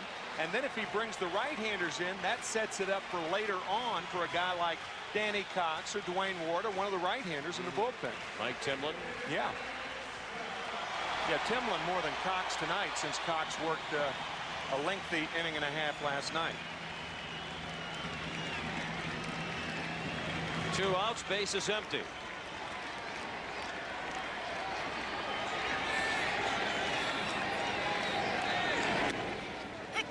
After an unprecedented start offensively, this game has started to settle down. Lenny Dykstra walked, stole second, and scored in the first, hit a 2-run homer to right field in the second. Leiter missed outside, 1-1.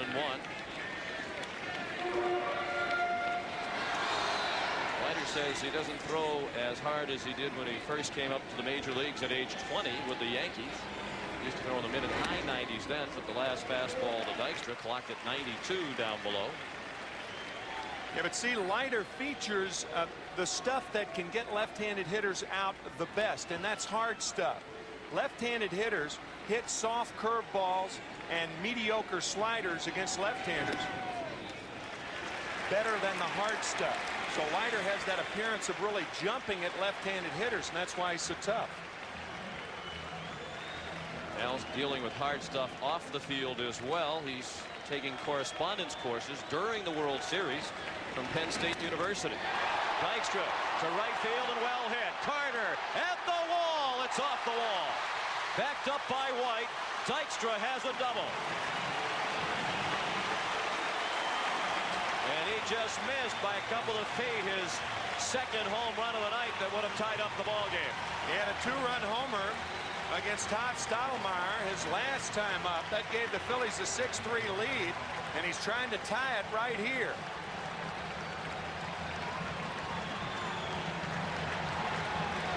By about 3 feet. Joe Carter back, realizing that Devon White's going to be there to back him up. Looked like Dykstra was kind of in his home run trot. He's only going to go to second base anyway, and he makes it easily. Tying run in scoring position for Mariano Duncan. Ball one way inside. Duncan, who had 6 hits in the first 3 games, is 0 for 2 tonight. He's flying to right into center. A double by Dykstra, just the 4th Philadelphia hit, his second. Toronto has 7 runs on 8 hits. The Blue Jays leading 7-6. Mentioned Al Leiter taking correspondence courses during the World Series. His teammates tease him because he'll be spotted from time to time in the clubhouse reading textbooks. He just finished a course in political science and astronomy, math, and English. We're going to have to wait until the season is over. He has about 50 credits toward his degree.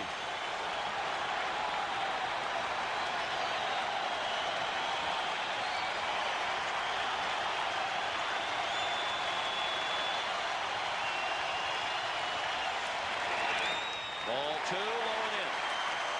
Dave Stewart, by the way, will be the pitcher in Game 6 if the series goes back to Toronto. And for that to happen, the Phillies will have to win at least 1 game either tonight or tomorrow night.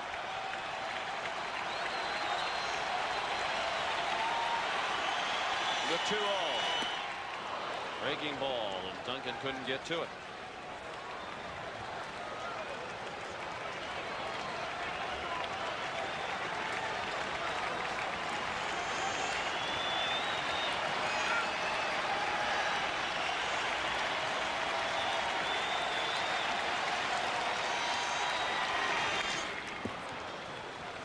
Al Leiter is hoping that the won't be necessary for the series to return to Toronto for a couple of reasons. The first being, as you noted, Tim, that if it doesn't go back to Toronto, that means the Blue Jays are world champion. The other reason is his cousin Dan is getting married this weekend in Clearwater, Florida, and he'd like to attend the wedding.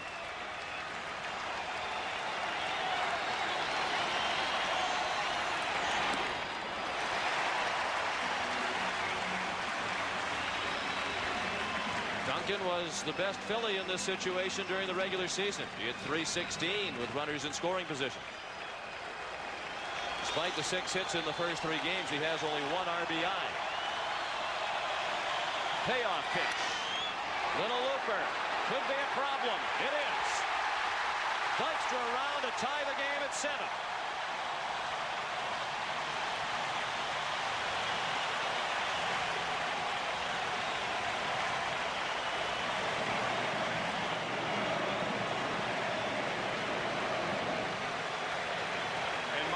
Duncan proves that he led the Phillies with runners in scoring position. A Dykstra. Remember that graphic we had before game 1? Lenny. Well, it's been Lenny tonight. He has scored 3 times, a 2-run homer, 2 RBIs, a double, a stolen base, and a walk. He's been all over the place. And now Duncan represents the go-ahead run at first. 7-7 the score in the 4th inning. John Kruk is 0 for 2 tonight. He looked at a ball high. He is struck out and bounced to second. Now 7 for 14 in the World Series.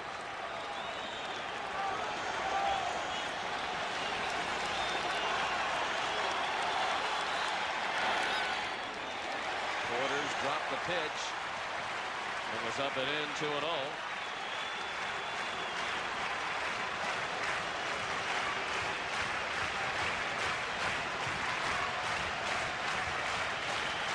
Leiter from Toms River, New Jersey. As a young boy, he used to attend games in this stadium, 55 miles from his home. Paid 50 cents. Come down with youth groups as a child and sit out in the center field bleachers. Kruk to right. Carter makes the catch, and that ends the inning, but the Phillies tie it, and after 4 the score is 7-7. Series. Here it comes. He swung, fouled the ball. He swung at the ball and missed it. The ball gets away from the catcher, and Henwick goes to first. And now let's see whether the umpire is going to decide he fouled it or whether it was a clean strike. It was a clean strike with 2 outs and nobody on at the top of the 9th inning. The Dodgers were leading 4-3 when catcher Mickey Owen couldn't come up with that 3rd strike pitch. It allowed Tommy Henrich to reach first base and open the doors for the Yankees comeback. They scored 4 runs in the inning, won the game 7-4 to take a 3-1 lead in the series. The pitcher was Hugh Casey. The pitcher here is Roger Mason, now back in a tie ball game. And facing Tony Fernandez, who fouled the first pitch away. Now a ball. Fernandez, an offensive start tonight for Toronto. You can say that about just about everybody. He has 2 singles, 3 runs batted in. He has scored a run. He's 2 for 2. Every time I see that clip of Mickey Owen reaching into the glove, and everybody talks about how catchers nowadays, because of the new mitts, with the split in the mitt, that they've become one-handed catchers.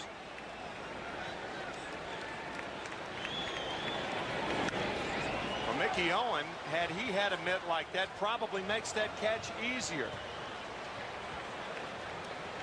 Should say easily.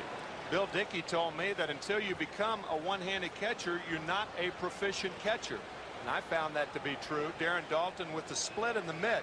Catchers use that almost like a first baseman's mitt now, but there are the critics that say that catchers reach for too many balls. They don't get their body in front of it. But if you combine the two, the new mitts and the body in good positioning, then that's the proper defensive setup as Mason gets Fernandez for the first out here in the 5th inning. First time Fernandez has been retired tonight. It's the 2nd strikeout for Roger Mason. Has now retired 5 in a row. Pat Borders, the hitter. Line foul. And misplayed by the ball girl in left. But it was a tough chance. And it gave Milt Thompson the opportunity to make a friend in the stand.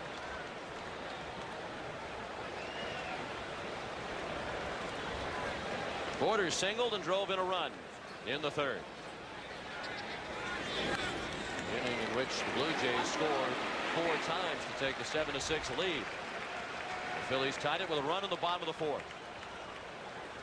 Blue Jays, in existence since 1977, have been remarkably successful. They finished last the first 6 years, and the last 11 years have finished over 500. That is far and away the longest active streak of consecutive winning seasons. 1 world championship in 17 years for the Blue Jays. 1 world championship in 110 years for the Phillies.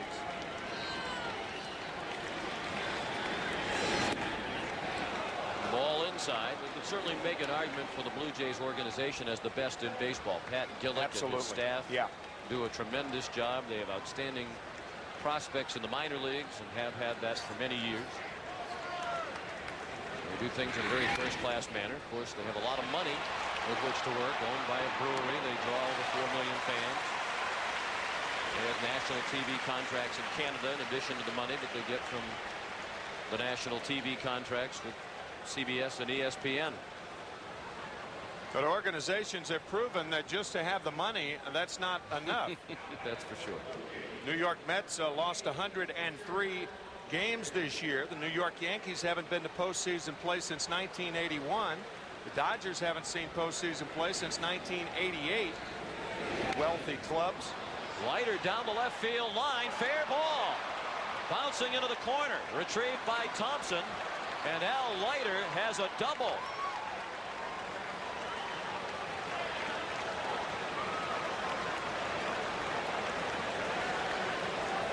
That is only the 5th hit by an American League pitcher since 1979. Tim Stoddard of the Orioles had a hit. And then Mike Moore in the 1989 series had a double as Leiter doubles down the line. And then David Cone last year for the Toronto Blue Jays had 2 hits in 1 game. In game 2.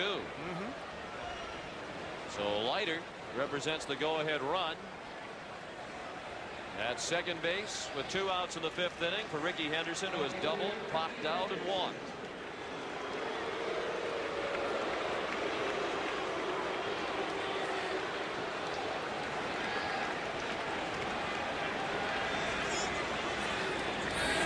Ball 1 from Roger Mason.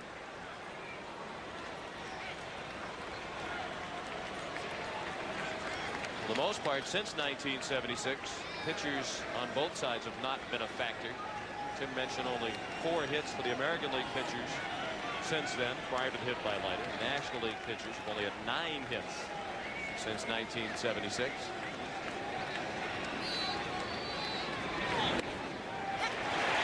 A ball and a strike on Henderson.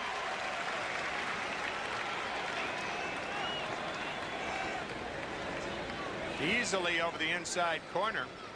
Ricky Henderson, we mentioned in game 1, he has that accordion strike zone. He keeps going up and down, much the same as Lenny Dykstra does from the other side of the plate. Very small strike zone. Ricky was hit on the left elbow by a pitch last night. A solid hit on the elbow, but Cedal Gaston told us before the game tonight. Ricky told him the elbow feels just fine. 7-7 the score. 5th inning. 2 outs. Al Leiter, the runner at second. 2 balls and a strike on Henderson. Past the mound. Duncan shovels out at first. All in one motion. Duncan picked it up with the glove and flipped it to Kruk. And they just did get Ricky Henderson to end the inning. Terrific play by Mariano Duncan. He didn't need the bare hand, just the glove. Glove to glove. play to end the 5th inning by Mariano Duncan to just get Ricky Henderson right there. Ball's in the glove, hand is not on the bag. We talked about the gloves of a catcher. Sometimes the larger gloves for an infielder can be an impediment to making a play like that because the ball gets hung up in the web often. Ricky thought he was safe, but as you could see, he was out. Tim McClelland of the American League is the first base umpire. So halfway through the ball game, we're tied at 7. And Dave Hollins leads off. He's a switch hitter, a much better hitter right-handed. He hit almost 100 points higher from the right side this year. He walked and scored in the first. Popped out to the catcher Borders in the second. Al Leiters pitched 2 innings of relief. He's allowed 1 run. A bunt and a good one. Molitor not in time. That was Molitor's first chance on a bounding ball down at third base, and he handled it cleanly, but simply had no chance to get Hollins on a good bunt. Playing deep, and he does make a nice play on the ball. So even though Molitor did not get the out, possibly that primed him for a play later on in the ball game, as Hollins becomes the first Philly to take advantage of Molitor defensively.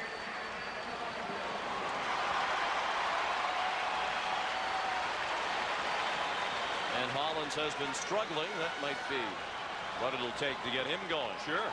Darren Dalton, another one, mired in a slump. Jim Fregosi hates the word slump. He prefers to use the term mix-ups. He agreed before the game that Hollins and Dalton are experiencing mix-ups.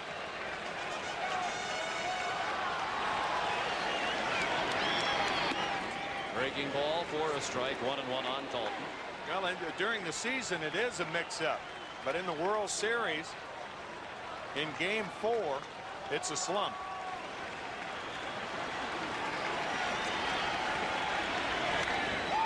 Well hit down the right field line. Carter drifting toward the pole. Home run.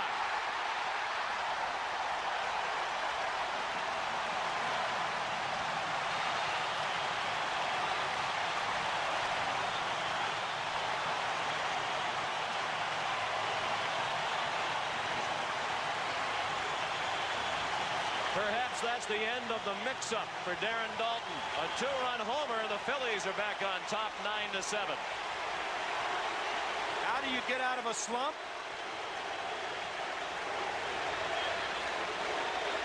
Catch a slider on the sweet part. Dalton, with awesome strength, muscles the ball out and right and gives the Phillies the lead again. And Eisenreich bunts the other way. A good bunt. Alomar can't make the play. He tried to duplicate the play made by Duncan, but Eisenreich has a bunt hit. So 2 bunt hits in the inning with the home run by Dalton sandwiched in between. Hollins started the inning with a bunt down the third baseline, and now it's Eisenreich's turn. Way too late. Olerud misses the ball, and Cito Gaston wants to talk to Al Leiter now. He has given up 3 straight hits here in the inning. 5 of the last 6 Phillies who have batted have had a hit. 2 of the 3 hits in this inning. Bunt singles. Eisenreich's hit his first of the night.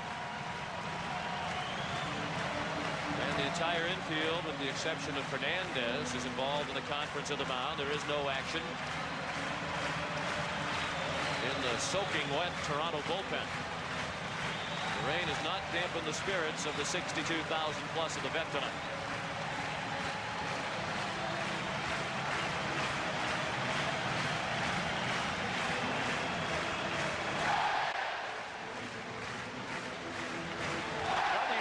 Milt Thompson here. Normally, with the pitcher coming up, he'd be the 3rd hitter from Thompson. You wouldn't do that.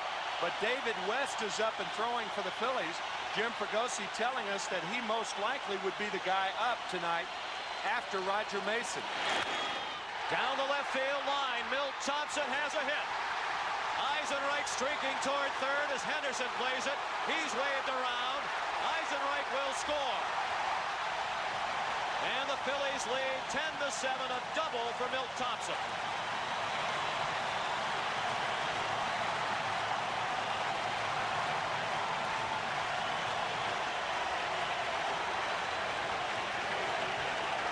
Sometimes in a meaningless game, a guy can get an opportunity to play the next night. In the blowout last night, the only time Thompson hit, he hit a home run.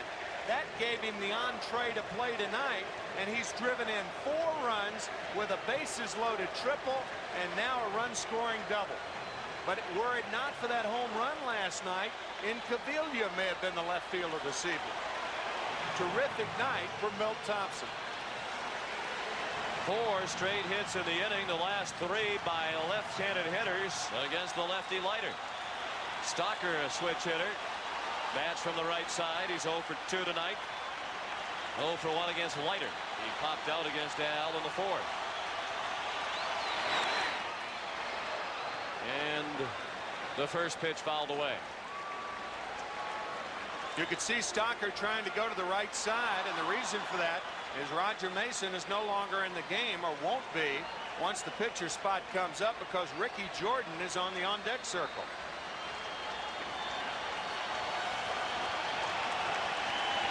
Still nobody out. 5th inning, 10-7 Philadelphia. They've taken the lead with a field goal here in the 5th.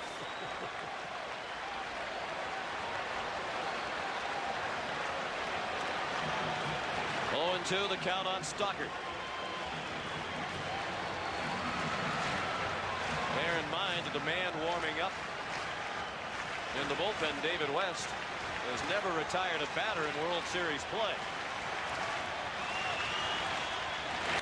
Stocker down to 3rd. Nice play by Molitor for the first out of the inning. It was hit sharply. Molitor fielded it, looked the runner back, and made the throw to Olerud, and it was right on the money. Paul Molitor has played only 3 games at third base in the 90s. He played 112 games there in 1989, but he has such marvelous instincts. Situation where he's a terrific base runner, so he knew the base runner would come over if he didn't look him back. What could be a routine play for a lot of third basemen, it's understandable that it's not for Molitor this evening. Ricky Jordan batting for Mason. Jordan 2 for 9 with a couple of singles. And West will be the new pitcher when we go to the top of the 6th. The Phillies will have at least a 3-run lead. It is raining very hard now. What was a drizzle all night is now a very steady and significant rainfall.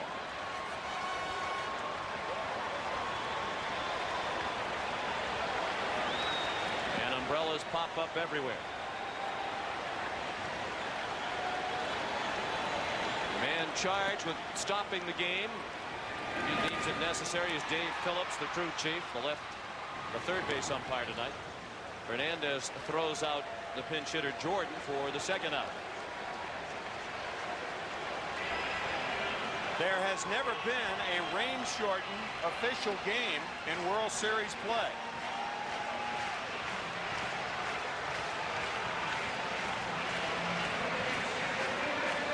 But it is really coming down here.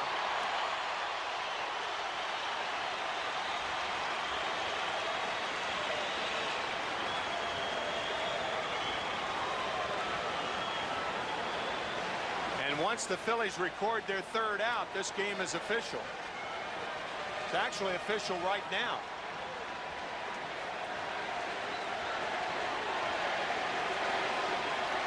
Deister the batter. And he looked at a ball inside. He's been on base all 3 times tonight and has scored 3 times. He walked, stole second, and scored in the first, and a 2-run homer in the second. Just missed a home run with a double off the wall and right in the fourth and scored again. And he hits one deep to right. Forget about it. Way out of here.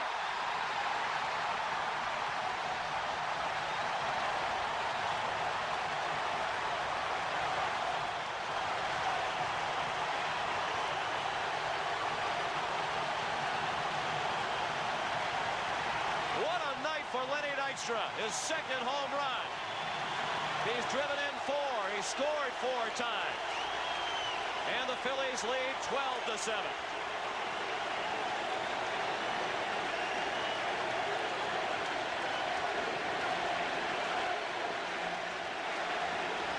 Awesome.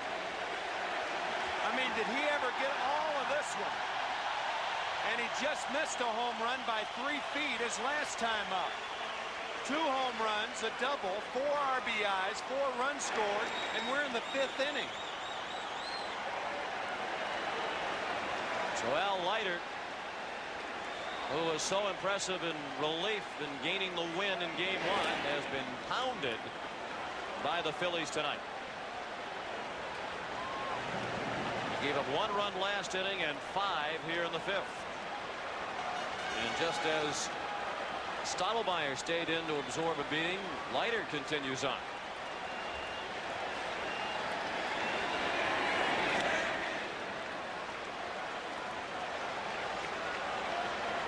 Two home runs tonight. 9 for his career in the postseason.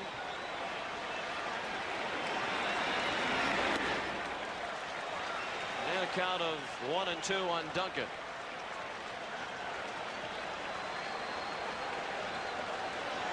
You should know that Lenny Dykstra has fewer postseason at-bats than any of the players whose names you saw on that list.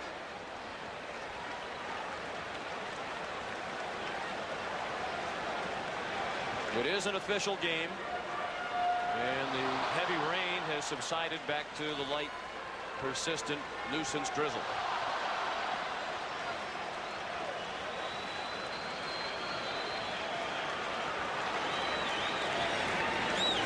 Duncan stings one through the middle. His second hit of the night. And the Phillies have batted around in the 5th inning against Al Leiter. And here comes Cito Gaston. 6 hits in the inning, 5 runs, a runner at first as Leiter departs. To be replaced by Mark Eichhorn. With the score, Philadelphia 12 and Toronto 7. We'll return to Veterans Stadium right after this. This is on tape moments ago. Cito Gaston arguing with the umpires, and that's Mark Eichhorn, who came in from the bullpen, and apparently the wrong pitcher came in.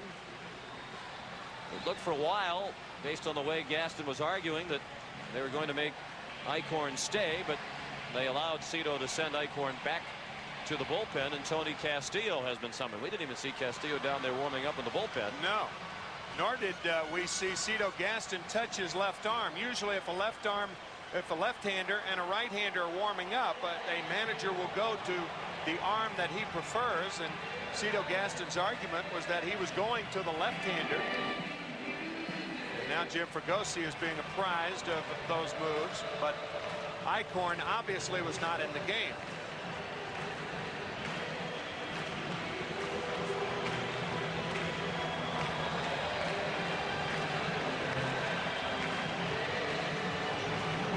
Let's go back. Here is Cito Gaston coming out with the hook for Al Leiter. And he did gesture with his left hand, pointed to his left arm, and then pointed to the bullpen with his left. So he did send out the call for Castillo. The wrong man simply ran in.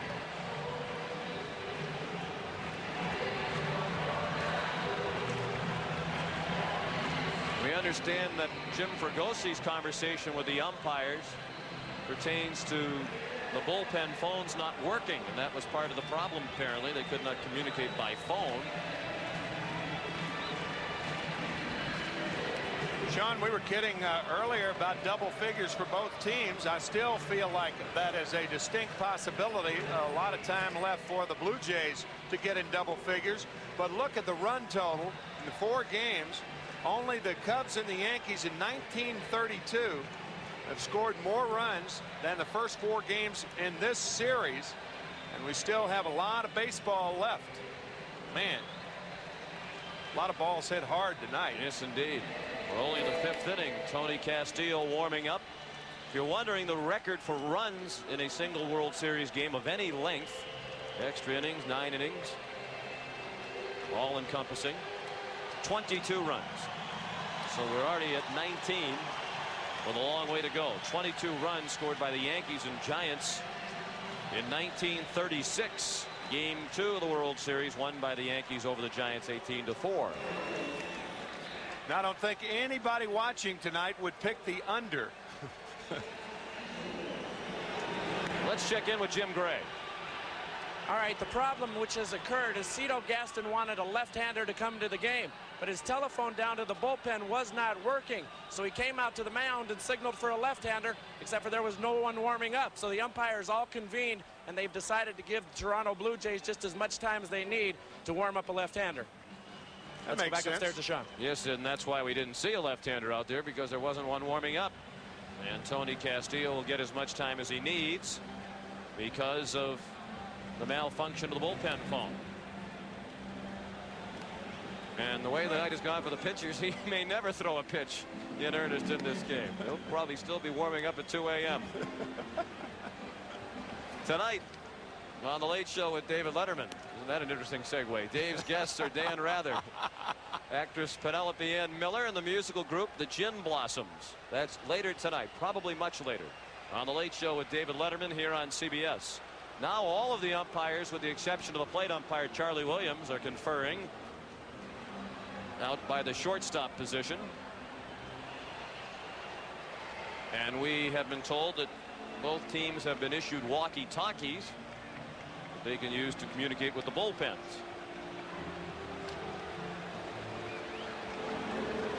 Well, what else could happen tonight? 12 runs, 11 hits for Philadelphia, 7 runs, 9 hits for Toronto. We're in the 5th inning. When play resumes, Philadelphia will have Mariano Duncan at first base with 2 outs and John Kruk at the plate. Darren Dalton, a 2-run homer much earlier in this inning off Al Leiter, who worked 2 2/3. Thus far charged with 6 runs, all earned on 8 hits, including 2 home runs in this inning. The other 2-run homer by Dykstra. Leiter didn't walk anybody. He struck out 1. Let's take a look at the 2 home runs by Lenny Dykstra in the 2nd inning off Todd Stottlemyre, the starter, about 5 feet fair. And most recently off Al Leiter. And I mean, he hit that one a ton. And again, he just missed a home run by about 3 feet. So 2 homers, a double, a walk, 4 RBIs, 4 runs scored, and a stolen base. And he's a guy 7 years ago when he came into the major leagues that people used to refer to as a little pepper pot. That is correct. In fact, it was a man named Howard Cosell who termed him that. We congratulate Howard and Marty Glickman for their recent selection, induction to the American Sportscasters Association Hall of Fame. John Kruk, the batter. Back in our direction, 1 strike. Of course, ordinarily we'd just go ahead and write it down. Lenny Dykstra is the Chevrolet most valuable player of the game tonight, but not with the way this game is going. There are a lot of others who are competing for that honor. And they've done it all without anything from Kruk. He's 0 for 3. There's the leading hitter in the series coming into tonight. With all this offense on both sides, Kruk does not have a hit. He has struck out, bounced to second, and line to right. Tony Castillo, native of Lara, Venezuela. Missed with a breaking ball.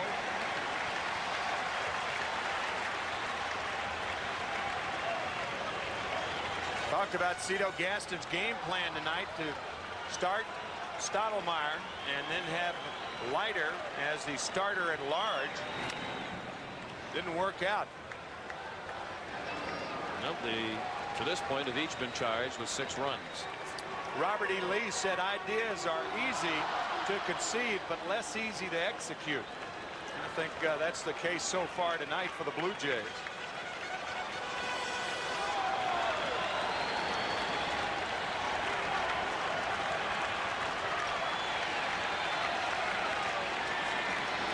The runner goes, and the the ball dropped by Borders. So Duncan has a stolen base, his first of the game and second of the World Series.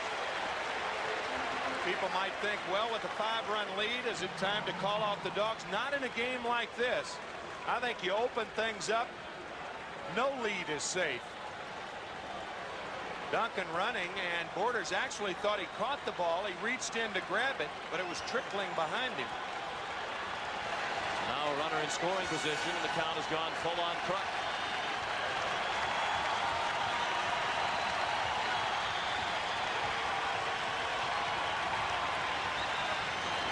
Duncan takes off on the 3-2 pitch, and Alomar retires Kruk. A long inning for Philadelphia. The Phillies get 5. They had 2 two-run homers by Dykstra and Dalton. 12-7 Philadelphia. There's bullpen coach John Sullivan of the Blue Jays with the walkie-talkie. The bullpen phones are not operating at the moment. And chances are there isn't anybody out in the bullpen who would want to answer the phone the way this game has gone anyway. There's some relief pitchers hoping those walkie-talkies go on the fritz. Ordinarily, you'd like David West's chances of improving his World Series career ERA because it is infinity. In the 91 World Series and this one combined, he's faced 8 batters without retiring anybody. He pitched in 2 games for Minnesota in 91. And all totaled, he's given up 6 runs in his World Series appearances without recording an out. His ERA is infinity.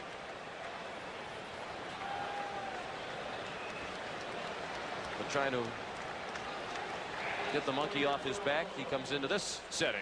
12-7 after 5. I thought we showed Rescue 911 last night.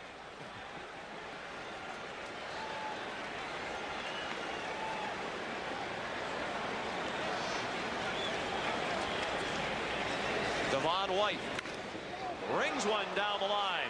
So West throws one pitch, and it's another hit against him in World Series play. Devon White, a bullet of a double along the ground and down the left field line, leading off the 6th. Well, I mean, this is a low tracer by the drawn-in Dave Hollins. By him before he has a chance to go to his right. By the time he moved to his right, the ball was by him. Check the reaction. Players refer to that as a seed. That was a seed down the left field line. And Devon White has 2 more hits tonight. 6 for the World Series. The World Series record allow the first 9 batters that he has faced in World Series competition to reach. Giants pitcher Hal Schumacher allowed 8 consecutive men to reach safely in the 33 and 36 World Series. And the beat goes on. Here comes White around third to make it 12-8. 2 pitches and 2 hits off West. The second by Roberto Alomar. His second hit of the night. First RBI of the night. 5th of the series. And here comes Johnny Padres to speak to West. So far tonight, it is almost as though the players have been hitting the ball off tees. There have been as hard to hit balls in this 5+ innings as I've seen in a long time. And that ties the record for most runs combined over the first 4 games of a World Series. Blue Jays and Phillies with 56 runs combined in the first 4 games. Still a long way to go tonight. One of the strange things about this game, 12-8 in the top of the 6th inning, no errors on a wet field. Joe Carter, the batter. He had a single in the first inning and scored.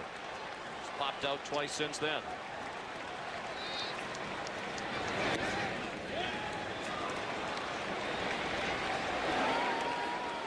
There are other pitchers who have an ERA of infinity for their World Series career, but none of them have allowed as many runs as David West. He's now allowed 7.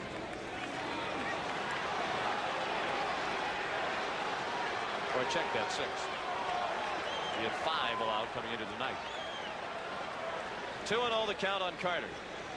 His first 2 pitches were strikes, that were ripped for hits. His next 2 balls to Carter. Olerud on deck. There's a strike. There has been some speculation that lately West is tired. He's unaccustomed to being a relief pitcher. He appeared in 76 games during the regular season.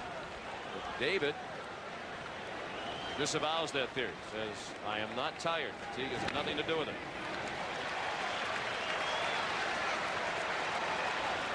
Bobby Thigpen warms up. I think it should be pointed out that if it weren't for David West, the Phillies probably don't reach postseason play. He was terrific all year long as Yes, the left-handed setup man, combining with Larry Anderson from the right side to help Jim Fregosi get to Mitch Williams.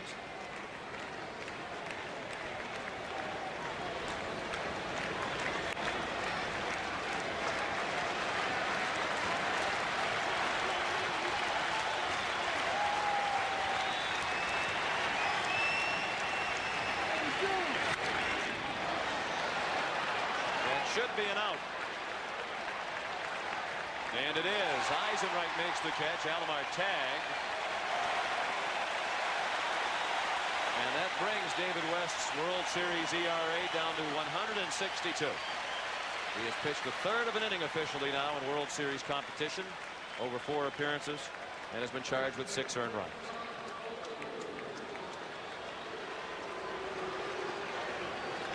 It's a big number, but it's a heck of a lot better than infinity. Now Olerud.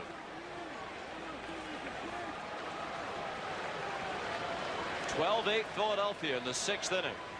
Alomar at first. Olerud to left. Long run for Thompson. He won't get it. Alomar on his way to third. Olerud will stop at first.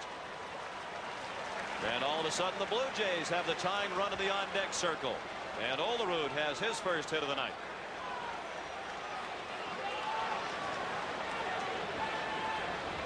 A little slicer down the left field line, and Thompson makes a nice play to hold Olerud to a single.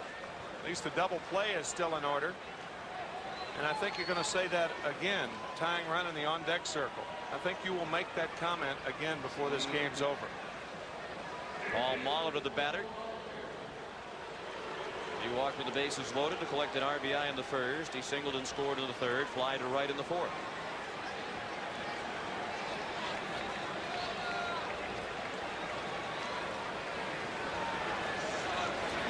Tony Fernandez. Potential tying run in the on-deck circle. The Blue Jays are now out hitting the Phillies 12-11. Out. Hit him on the knee.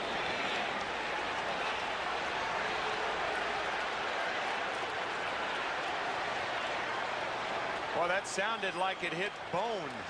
You could hear that from up here.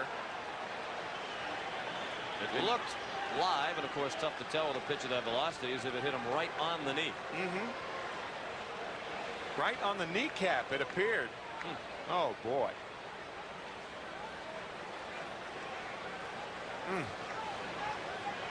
Mentioned last night with Ricky Henderson hitting, the ball was a glancing blow that hit Henderson on the left elbow, and this appeared to be a glancing blow that hit Paul Molitor. And he appears to be all right. Those balls that hit you and land about 3 or 4 feet from you are the ones that really hurt. They seem to stick in there a little longer. Paul appears to be all right. Cito Gaston's concern was that he'd hurt himself in the field, unaccustomed to playing third base. That brings the tying run to the plate with 1 out in the 6th. 12-8 Philadelphia. And Tony Fernandez will be the batter. We're waiting for Molitor to get ready at first base. Fernandez a 2-run single in the first, an RBI single in the third, and a run scored. And he struck out swinging against Mason in the 5th.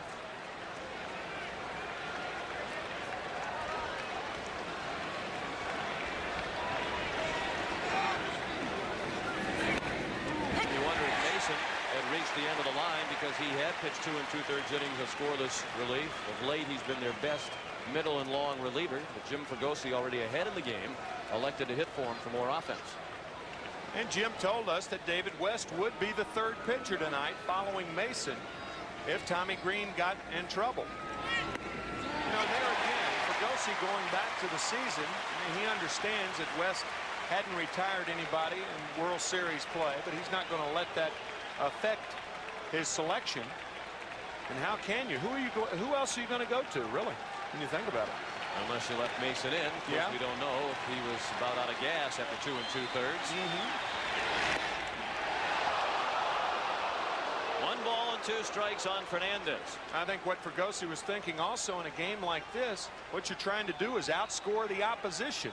You know it's not going to be any one-run affair unless it's 15-14 or a game like that, the way this game's going. The 1-2 is low. Pat Borders is on deck.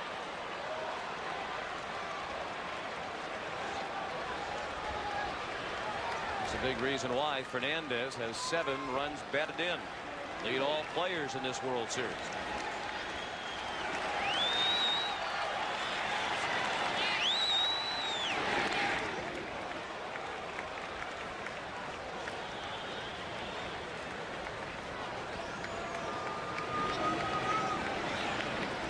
West, 29 years old, from Memphis, Tennessee. He's pitched in the organizations of the New York Mets and the Minnesota Twins.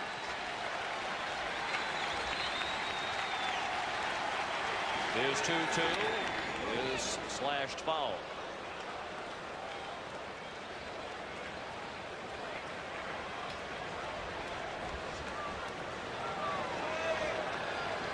Toronto sent 8 men to the plate in the first inning, 9 men in the third. And Fernandez is the 6th batter of the 6th. And there is still just 1 out. West has given up 3 hits in this inning, and he has hit a batter.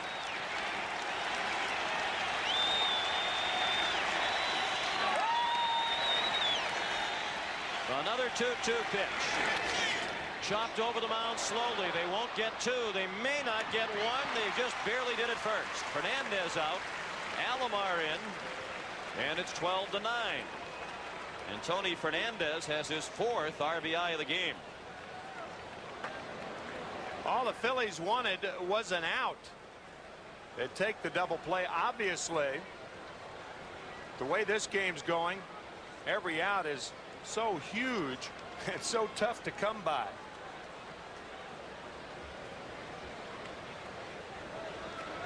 So the Blue Jays have scored twice off David West here in the 6th. And they have 2 more in scoring position with 2 outs and Pat Borders coming up. And Jim Fregosi has had Bobby Thigpen throwing in the bullpen.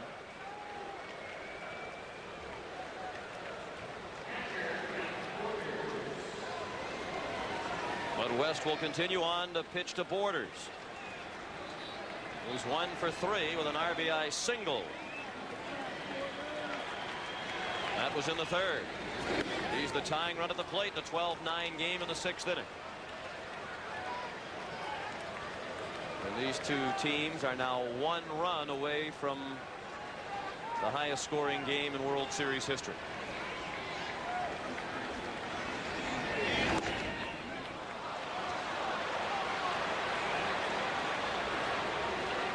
Ed Sprague is in the on-deck circle with the pitcher Castillo due to bat next.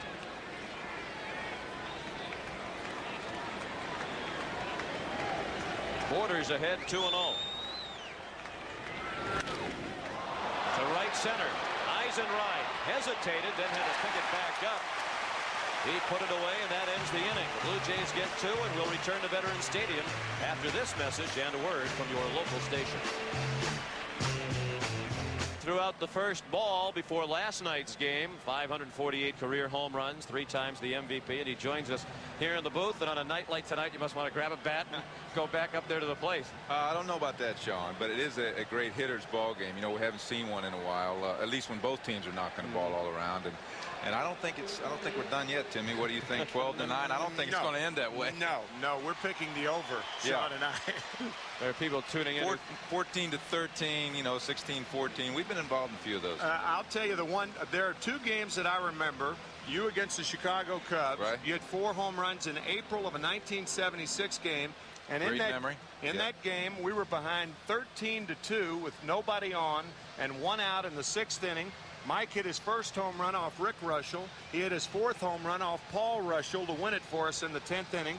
We win 18-16, and the other game was in Chicago when we won 23-22, and the score after 1 was 8-7. How do you remember these things? Vivid I played in both those He does games. research. Look at all this stuff right here. He knew I might be on tonight. That's right. I knew it was going to be this type of game. Good seeing you guys. You want me to stick around? Absolutely. Hey, you need a little help. All right. We're going to be here a while, Michael. Dave Hollins rings one to left center. White watches it fly off the wall and a hop. And Hollins on the first pitch of the bottom of the 6th has a double. Timmy, you described that. I think you're supposed to jump in right there. This is a tracer to left center, another one. Perhaps the best thing that happened to Dave Hollins was the bunt single in the 5th inning that opened the door to 5 runs scored by the Phillies. Hey, if I could comment on that, I'm sitting with Robin Roberts. At the time, it was 7-7. This is your cleanup hitter, right? Right. Not a bad play if you're 2 or 3 runs down. Cleanup hitter, drop the bunt and get on. But 7-7, and bingo, that started this whole thing off. Sure did, with Molitor at 3rd, taking advantage of it. Dalton followed that bunt single last inning. It seems a lot longer ago than that, with a 2-run homer. That got the Phillies off and running toward a 5-run 5th. They lead 12-9 after Toronto got 2 in the 6th. The hits are now even at 12 apiece. That's the first off Castillo. That's sliced to left. And Ricky Henderson in fair territory made the catch. 1 out. And Hollins back to second. We're at Veterans Stadium in Philadelphia. Sellout crowd of 62,000 watching a slugfest in Game 4 of the World Series. Toronto leads 2-1, but in Game 4, Philadelphia has a 12-9 lead. Sean McDonough with Tim McCarver, Pat O'Brien and Jim Gray, and joined in the booth at the moment by Mike Schmidt, one of the 4 Phillies who has had his number retired. Tim Eisenreich, been on base twice with a walk and a bunt single. He has scored twice and driven in 1. Timmy, you probably talked, you know, I go to bed around 10:15 every night. So I miss a little the end of these games occasionally. Have you discussed Eisenreich's health problem that he rebounded from and came back? Oh, absolutely. We covered that in the first 2 games.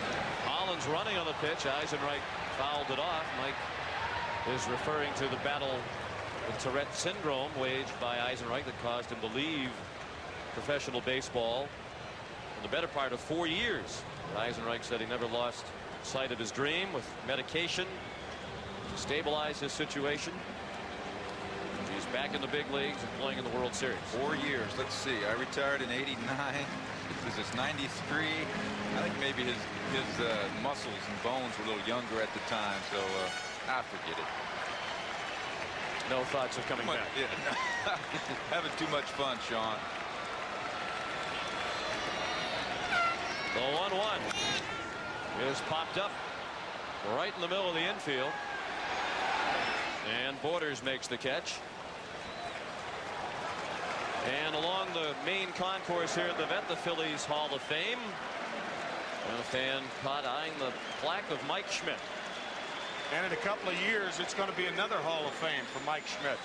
And Timmy, isn't next year Steve Carlton's eligibility year? Lefty will be eligible next year. I think maybe you and I might have to get a reservation up there. I think August next. I think that's a good point. I know you will. Oh, absolutely.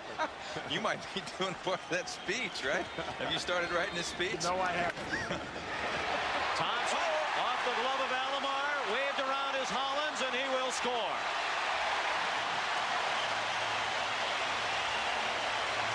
13-9 Philadelphia.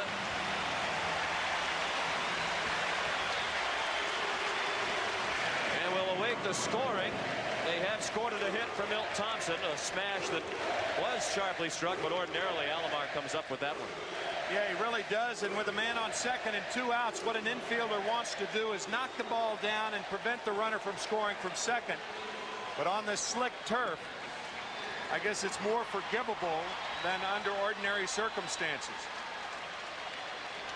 That's a good point. Milt sure has come up big in the postseason. I mean, the catch in Atlanta that could have turned the postseason around for the Phillies. That catch in itself. And Jim Fregosi deserves credit for putting him back in the starting lineup tonight. Thompson now is lacking only the home run to hit for the cycle. He's driven in 5 runs tonight with a triple, double, and single. Well, he had the home run his last time up last night. That's right. It's the cycle in his last 5 at-bats.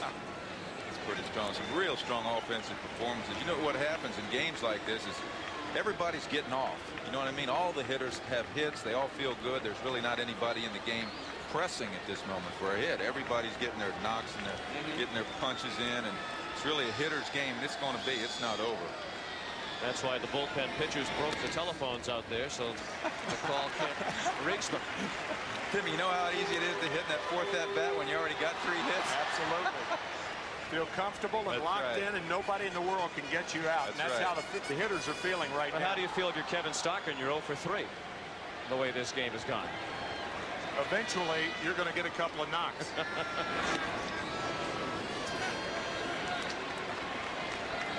The record has been tied with the 22 runs in this ball game. It ties not only a World Series record, but a postseason record. Most runs in any postseason game. Game 2 and 36 in this game tonight. My guess is we're going to go to 30 hits here before the night's over, Sean. Only 5 away. This record may never be broken in our lifetime. 25 hits between the two teams. 22 runs.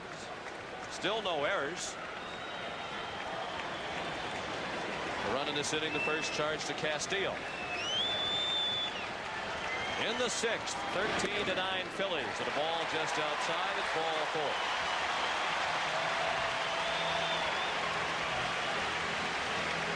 Believe it or not, that's the first walk thrown by Toronto pitchers since Stottlemyre walked 4 in the first inning. Timmy, do you have any remembrances early when Stottlemyre was pitching of the Bert Hooton game? I sure did. We talked about it last night. October 7th, 1977, when the Dodgers had scored 3 runs in the top of the first inning to take a 3-0 lead. And by the 3rd, the crowd had become so rambunctious here at Veterans Stadium that they actually booed Bert Hooton out of the ballpark. And Hooton has admitted that. That's right. He couldn't come near home plate. I mean, he could come near the strike zone. And Robin and I were also talking about that. In fact, I was wondering why somebody didn't jump out of the dugout and say, "Scream louder, scream louder." Yeah, right. Even though that hasn't been the case tonight, I don't think the crowd has really been involved in the performance of the Phillies, other than the bottom of the first inning when the Phillies came back on that hit by Milt Thompson, the bases loaded triple. Cito Gaston at the mound. Wes Chamberlain has been introduced as a pinch hitter for the pitcher West.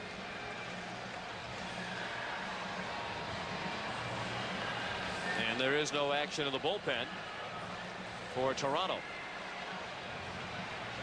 And they've allowed Gaston a very lengthy discussion.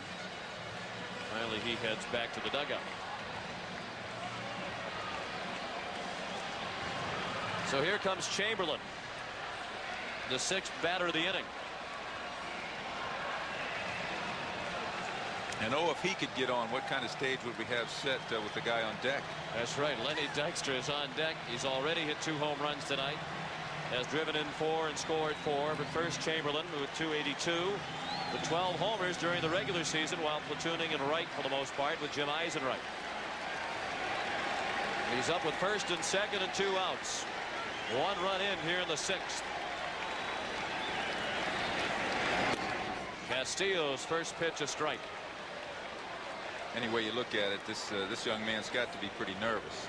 First at bat might be his first at bat of the series. I'm not sure.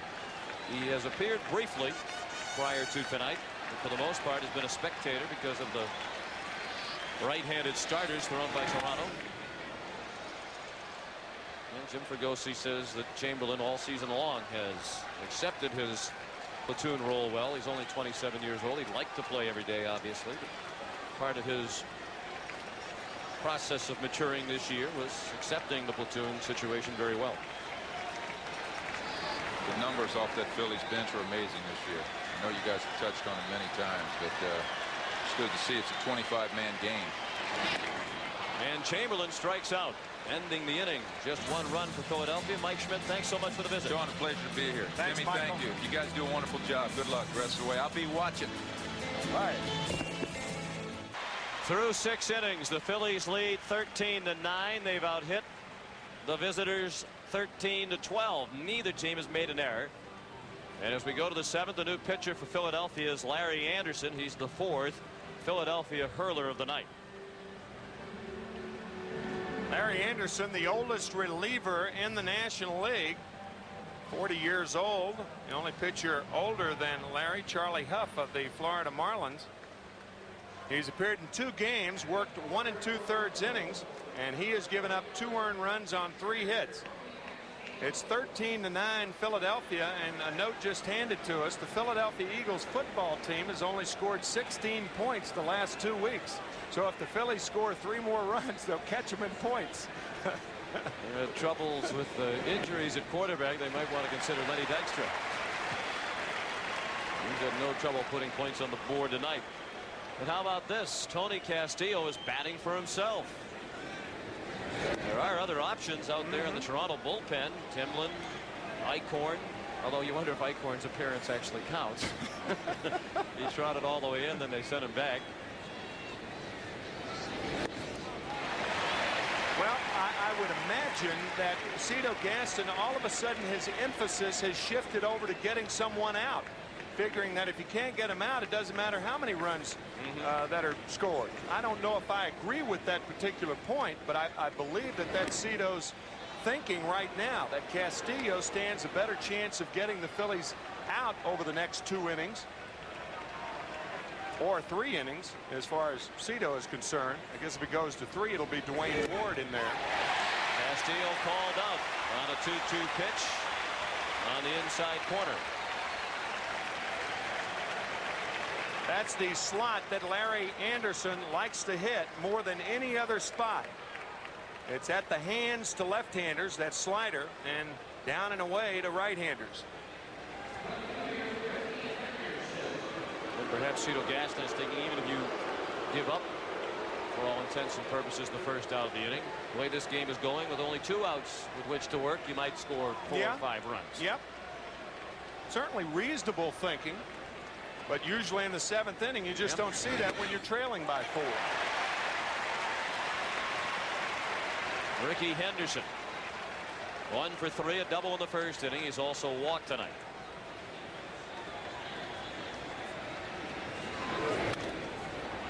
Larry Anderson spent 9.5 years in the minors before he finally established himself as a major league pitcher. He had brief appearances in the majors over that 9.5 years, but most of that time was spent in the minors. And so that experience made him learn to appreciate every aspect of being a major leaguer.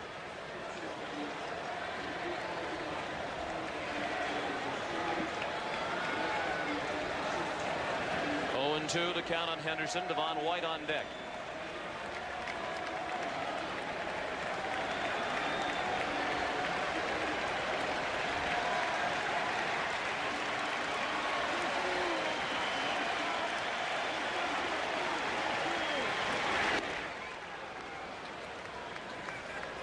Out in the bullpen, Mitch Williams has been doing some stretching.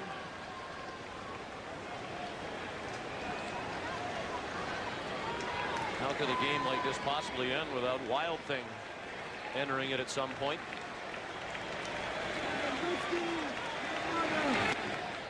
Two and two.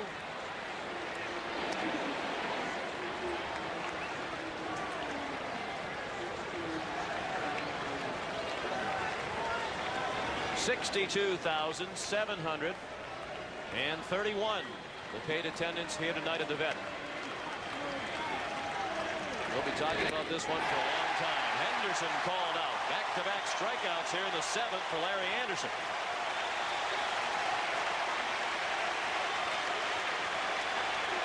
This slider starts inside and ends up over the middle of the plate, but you could see that tight spin of that slider to Ricky Henderson. The ball's actually right down the middle of the plate, but it started inside and fooled Henderson.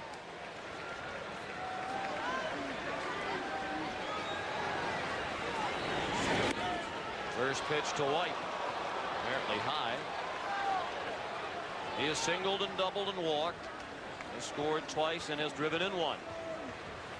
13-9 Philadelphia in the 7th. The ball outside, 2-0.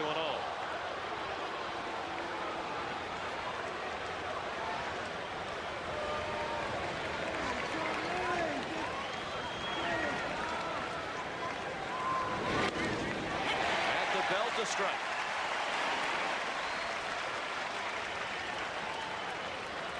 Anderson has pitched with Cleveland, Seattle, the Phillies, Houston, Boston, San Diego, and back to the Phillies. A pop-up in foul ground, playable. Hollins puts it away. A 1-2-3 inning for Anderson. 7th inning stretch, 13-9 Philadelphia.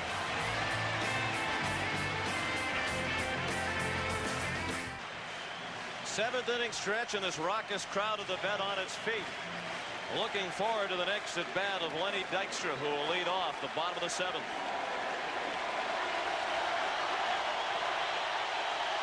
He has already had a huge night, 3 for 3, with a pair of 2-run homers, a double, and a walk. He has scored 4 times. And has stolen a base, and Castillo came up and in with the first pitch. I think that was predictable. Lenny Dykstra with that great night. Dave Bristol, manager of the Reds, used to say it's a compliment to get knocked down. That means you're doing something. Coupled with the fact that Molitor was hit on the knee. Obviously it was not intentional. You say obviously. You don't think it was intentional. Hit by David West. And Henderson was hit last night. Taking all the way, and it's 2-1.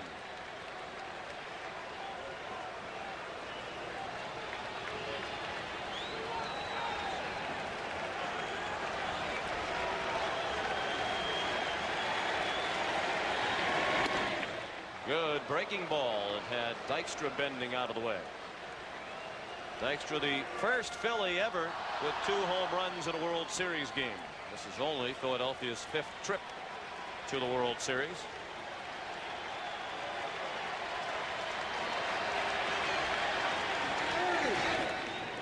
And the count has gone full. Dykstra, then Duncan and Kruk in the bottom of the 7th.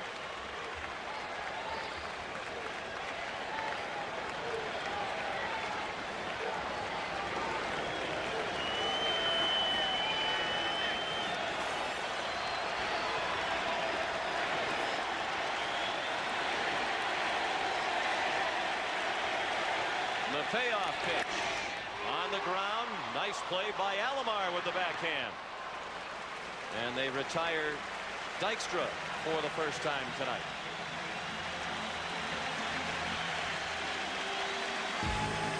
Now look back at the 1977 World Series. The fly ball to center field is deep. That's going to be way back, and that's going to be gone.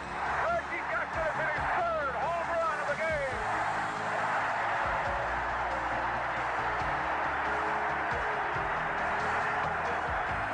And Dykstra might have another chance to hit his 3rd home run of tonight's game. That was game 6 of the 77 series. 3 consecutive home runs by Mr. October off Bert Hooton, Elias Sosa, and Charlie Huff. That really helped earn him the nickname of Mr. October. That memorable performance. Duncan with a foul ball that had the folks in the lower boxes off first, ducking quickly. It's been done 3 times, 3 home runs in a World Series game. Babe Ruth did it twice, and Reggie Jackson once, and Dykstra with 2 tonight, and a possibility of hitting in the bottom of the 8th inning. Or the bottom of the ninth, should the Blue Jays come back to tie and take the lead. It was interesting, the 7th inning stretch here, instead of singing "Take Me Out to the Ball Game," the fans were singing "Milkman Serenade." Were they really?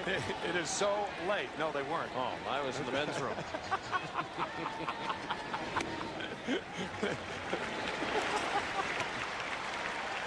Sometimes you have to be brutally honest in this job. 3-1 the count. And the game is past the 3-hour mark. Duncan over the head of Castillo. Fernandez safe. And Duncan has his 3rd hit of the night. All of them singles. And that's 3 singles in his last 3 at bats from Mariano. Castillo tries for it. He can't get it, and by the time Fernandez makes a nice play, the throw's too late. Duncan just beats it.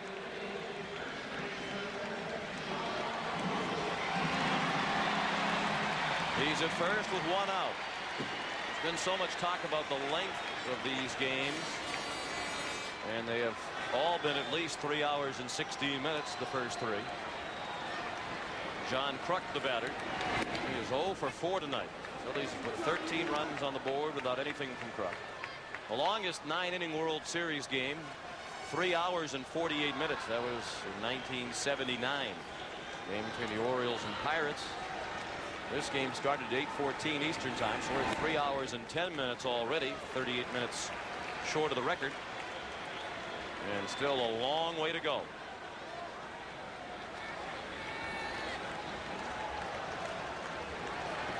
See Pat Borders looking over at Gene Tennis, who, by the way, was the MVP of the 1972 World Series. Tennis playing with the Oakland Athletics. They played the Cincinnati Reds, and he is flashing signs to Pat Borders. That's not for the pitch, the call of the pitch, but whether Borders should pitch out or not.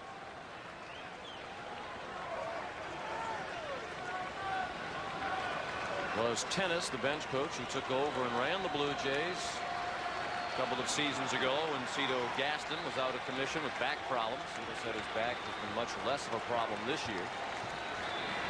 It still bothers him from time to time, and a drizzly, damp, raw night like tonight can't help. Nor can the score.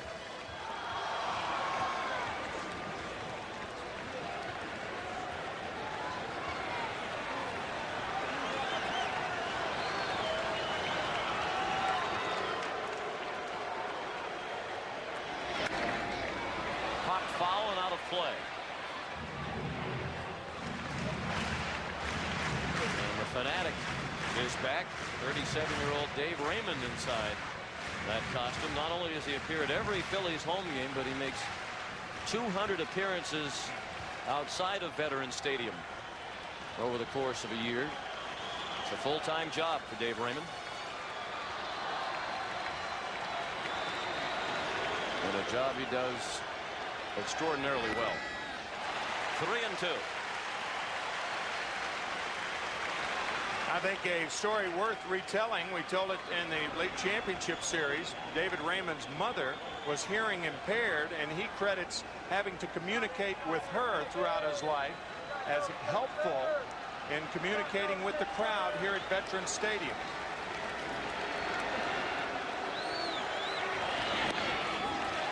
Ball 4. Duncan was running with the 3-2 to Kruk. So Kruk is aboard for the first time tonight.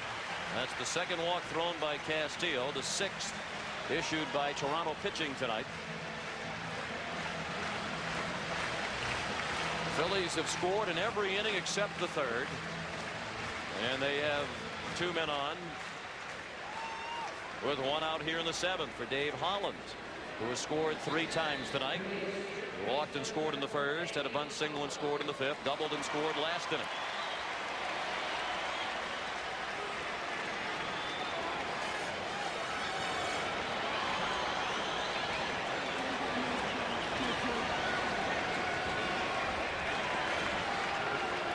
The Phillies lead 13-9 in the 7th.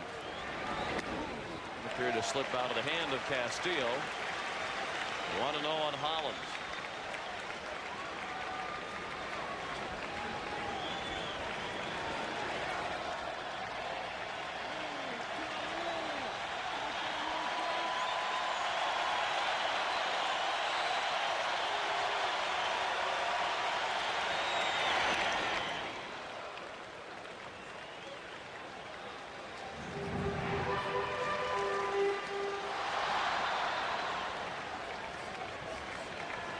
Even though the Phillies did not score in the third, the Blue Jays did. So there's been at least one run scored in every inning between these two teams tonight.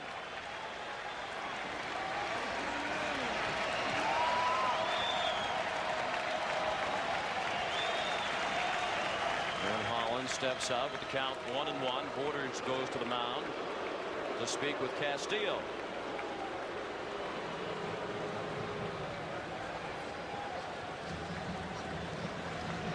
And that's Ed Sprague who handled the situation tonight with as much class as John Olerud did last night. The Blue Jay players involved in the maneuvering to get Paul Molitor into the lineup deserve a lot of credit. Matter of fact, before the game in the clubhouse tonight, Sprague was going over the scouting reports of the Philadelphia hitters with Paul Molitor and giving him advice on where he should position himself for each of the hitters.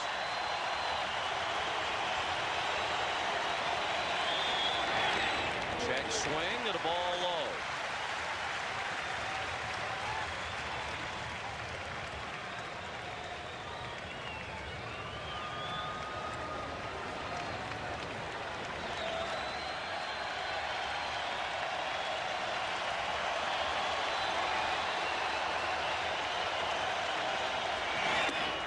And another ball low, and a count of 3-1 on Hollins with Darren Dalton on deck.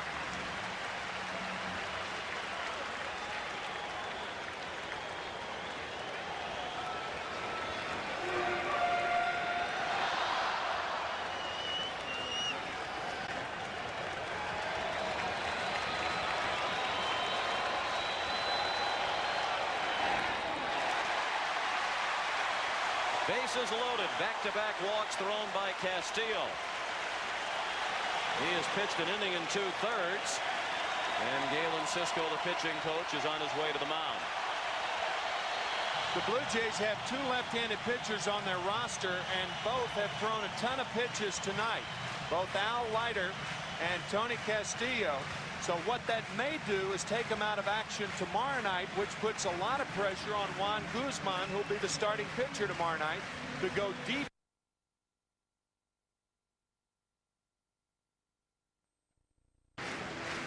Started in the very first inning when the Blue Jays got 3 off Tommy Green, and the Phillies answered with 4 off Todd Stottlemyre.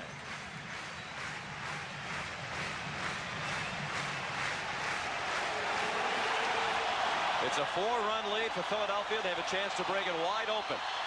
Darren Dalton hit a 2-run homer in the 5th. He walked and scored back in the 1st.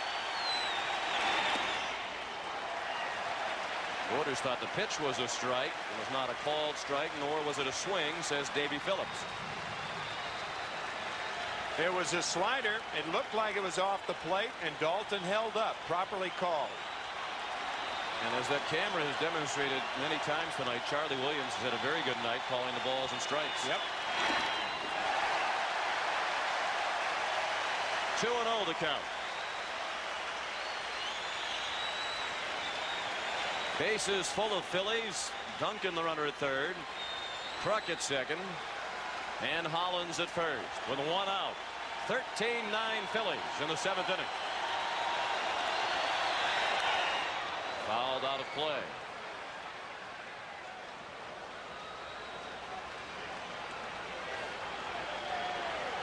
Darren Dalton has been up more than any other player in the major leagues this year during the regular season with the bases loaded 29 times.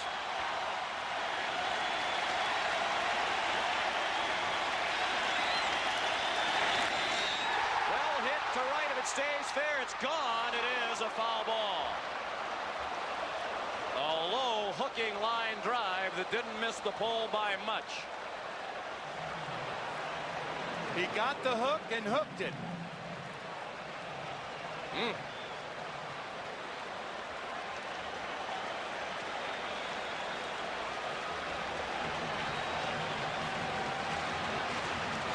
And Castillo breathed a sigh of relief. Tim mentioned 29 times Dalton batted with the bases loaded. He went 8 for 20 and hit 2 grand slams. 30 of his 105 runs batted in during the regular season came out of bases loaded situations. The 2-2. pulled foul past Mel Roberts in the first base coach's box.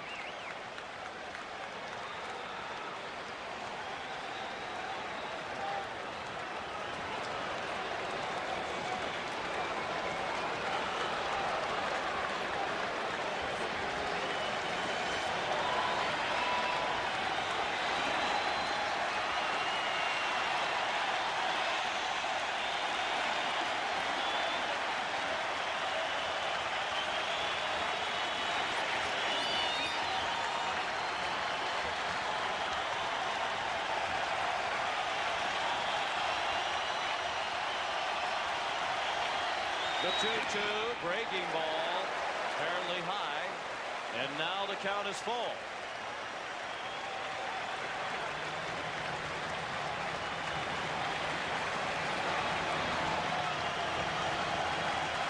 There is no action in the Toronto bullpen.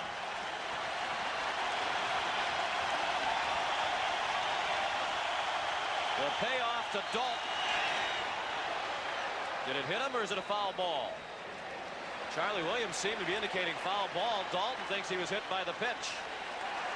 And now Charlie Williams is saying go to first, and he's waving the runner in, and that's going to bring Cito Gaston out to argue, because Williams threw his hands up in the air as if to indicate it's a foul ball. Usually when an umpire does that, that means foul ball. There's another way of doing it by brushing one hand over another. That's another way of saying foul ball.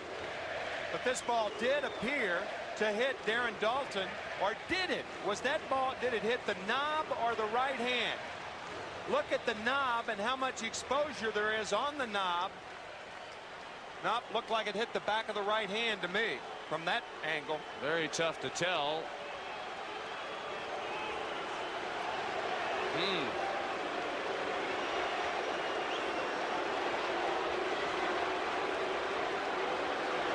From that angle, it looked like a knob. From behind him, it looked like the knob.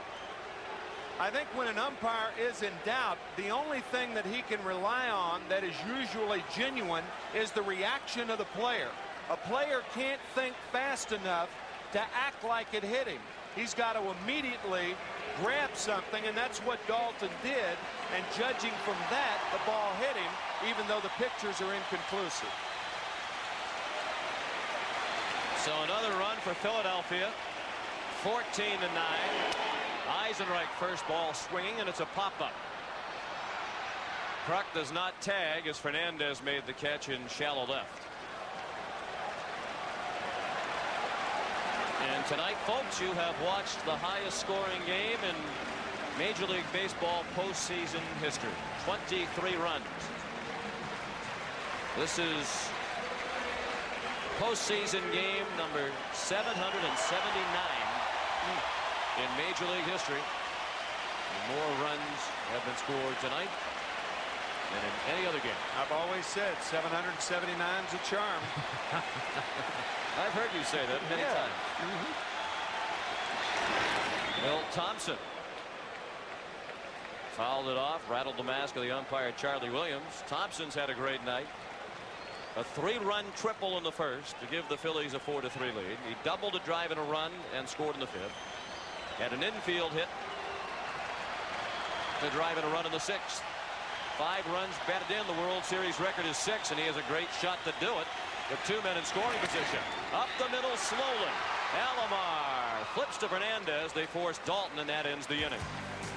1 run for the Phillies in the 7th. We go to the 8th. 14-9. Philadelphia. By AT&T. And the top line says it all. Runs, runs, runs. A World Series record 23 runs for these two teams. The Phillies lead 14-9. They've been paced by Milt Thompson and Lenny Dykstra. They've combined to drive in 9. Dykstra has scored 4 times. Thompson has scored once. And we head to the 8th inning. Larry Anderson about to begin his 2nd inning of relief. He worked a 1-2-3-7. Roberto Alomar, Joe Carter, and John Olerud due up in the 8th.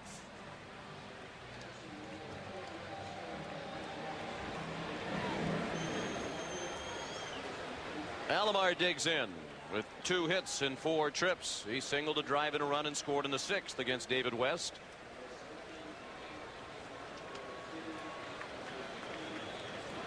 Roberto's now 8 for 16 in the World Series.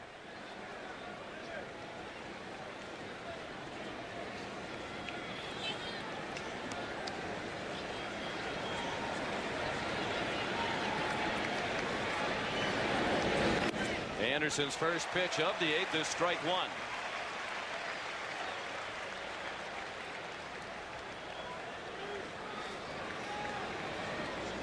Like many relief pitchers, he works from the stretch even when there isn't anybody on base. And he's quickly ahead of Alomar 0-2. That trend started about 8 years ago. Just when Bruce Sutter was with the Cardinals about a decade ago, I suppose. Shot down to third. Hollins just did get Alomar by a half step. This Sunday on the NFL Today, it's Terry Bradshaw's National Football Quiz. You know how many NFL coaches played in the league, or what famous kicker was known as the toe?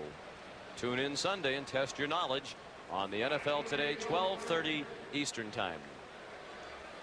And there's the menu of NFL games that follows NFL Today. Atlanta and New Orleans, Green Bay and Tampa, the early games.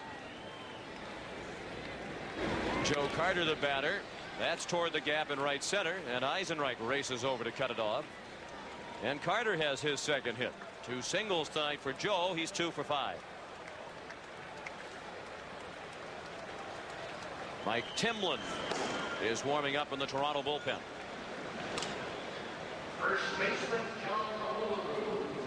And that's the first hit allowed by Larry Anderson. He's pitched an inning and a third. Now John Olerud.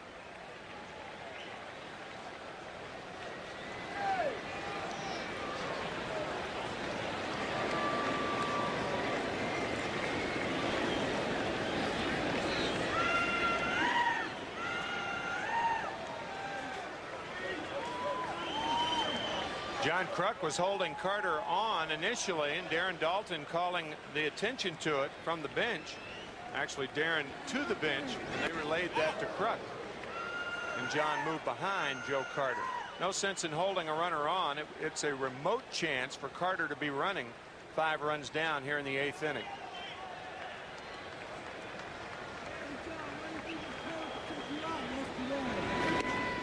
John Olerud says the first time he ever used a wooden bat was as a major leaguer. Through Little League and youth baseball, high school and college ball, he used a metal bat, aluminum bat. And then, of course, when he left Washington State, he went right to the majors without ever playing minor league baseball. His adjustment period to the wooden bat was as a major leaguer. He said that definitely affected him during his rookie year.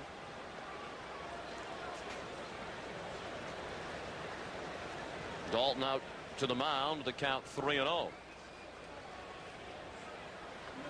It is 14-9, but bear in mind that Mitch Williams and Kim Batiste have not yet appeared, and Williams is warming up in the Philadelphia bullpen.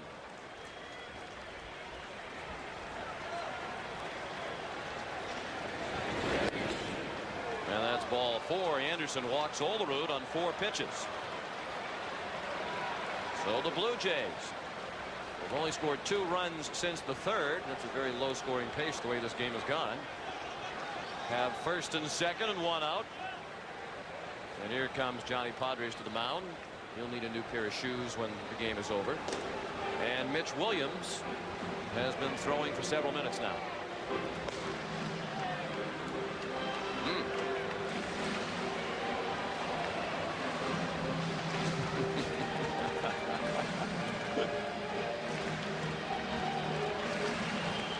Dalton joined in the discussion. The batter will be Paul Molitor. His playing third base tonight has not been a factor. He's handled a few chances he has had cleanly.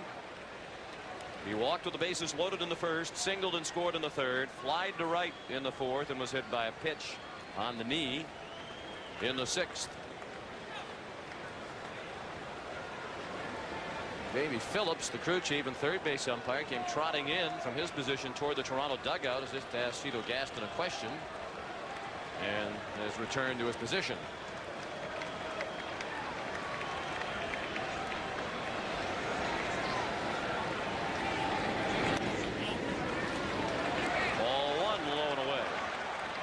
sudden, Anderson's control has deserted him. He's thrown 5 straight balls.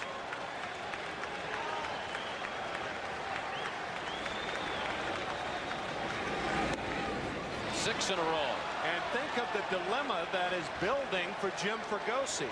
I mean, Mitch Williams, his problem is walking people, and usually he does it a first or second guy in the inning because it takes a period of adjustment for him to get settled on the mound.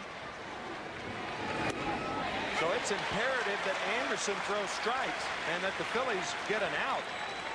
I'm sure that's what Fregosi is thinking right now. How perilous would it be to bring Mitch Williams in with the bases loaded regardless of the score? Down to third. Fair ball. Hollins couldn't play it. Here comes Carter around to score. Olerud to third. Molitor to second. And the Blue Jays are in double figures. It's 14-10. Molitor with another hit, his second of the night and second RBI of the night. He's driven in 6 in the World Series. It looked like Dave Hollins, going to his right, tried to feel this ball on the in-between hop. He thought it was going to bounce up, and it stayed down on him. Watch the glove go up. The ball went down, and Molitor has a double, and that's what Fregosi's going to do. He's going to take Anderson out now, bring Williams in because first base is open, and that gives him a little slack as far as walking guys are concerned. The Blue Jays again have the tying run in the on-deck circle. Wild things in after this. Copyrighted telecast is presented by authority of Major League Baseball and may not be reproduced or retransmitted in any form without the express written consent of Major League Baseball. Mitch Williams is in with 2 men in scoring position and 1 out in the 8th. 1 run in for Toronto. The lead is 14-10 for Philadelphia. This is the first game in postseason history that both teams have scored in double figures. It's the highest scoring game in Major League Baseball postseason history. The tying run is in the on-deck circle with Tony Fernandez at the plate. He's already knocked in 4 runs tonight. And by the way, that ball hit by Molitor, I assumed it was a base hit. He was given an error on it from the get-go. Don't agree with that scoring. However, that's the way it stands. Tough error charged to Hollins. It's the first error of the game. Base hit. Olerud scores. Molitor is stopped at third. And it's 14-11. And again, the Blue Jays will bring the tying run to the plate. Tony Fernandez with 5 runs driven in tonight. And 9 in this World Series. That is already a World Series record for shortstops, with more games to come. He has been up 5 times, and in 4 of those at bats, he has driven in at least 1 run. Hollins dives for it.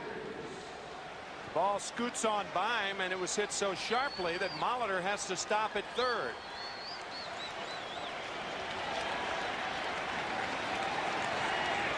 Tying run at the plate. Pat Borders took ball 1 outside.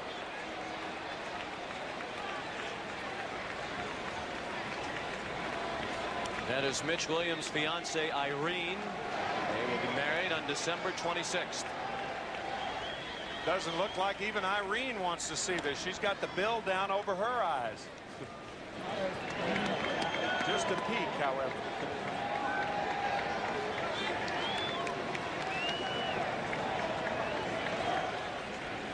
Hollins guards the line. The 1-0 is a strike. Borders 1 for 4 tonight. He had an RBI single back in the 3rd. And the towel is back over the eyes of Curt Schilling. A familiar pose during this postseason.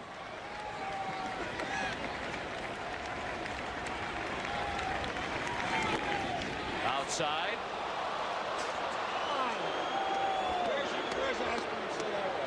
Two balls and 1 strike.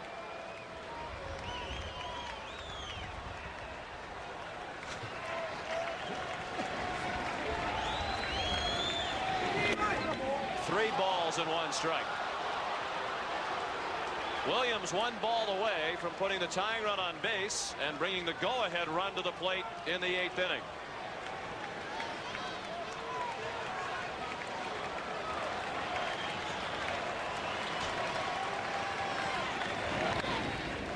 Borders swung away on 3-1 as Williams poured it right over the middle, and Borders fouled it off. Mitch Williams in there now. This might become the greatest game that nobody's ever seen.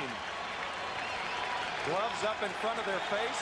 Kurt Schilling, a towel in front of the face. Mitch's fiance with the cap down. The All Sports radio station in town has been encouraging fans to bring towels and put them over their heads because for Schilling it's been good luck. Some of the fans have followed that suggestion. Some of the players too. A lot of the Phillies and their fans don't like to watch when Mitch pitches. A lot of the Phillies players and coaches admit to going up the tunnel so they don't have to watch. But more often than not, despite the theatrics as we've seen in this postseason, he gets the job done. Payoff pitch way outside. And the tying run is at first for Toronto. And still only 1 out in the 8th inning. The go-ahead run will come to the plate, and Ed Sprague is going to bat for the pitcher.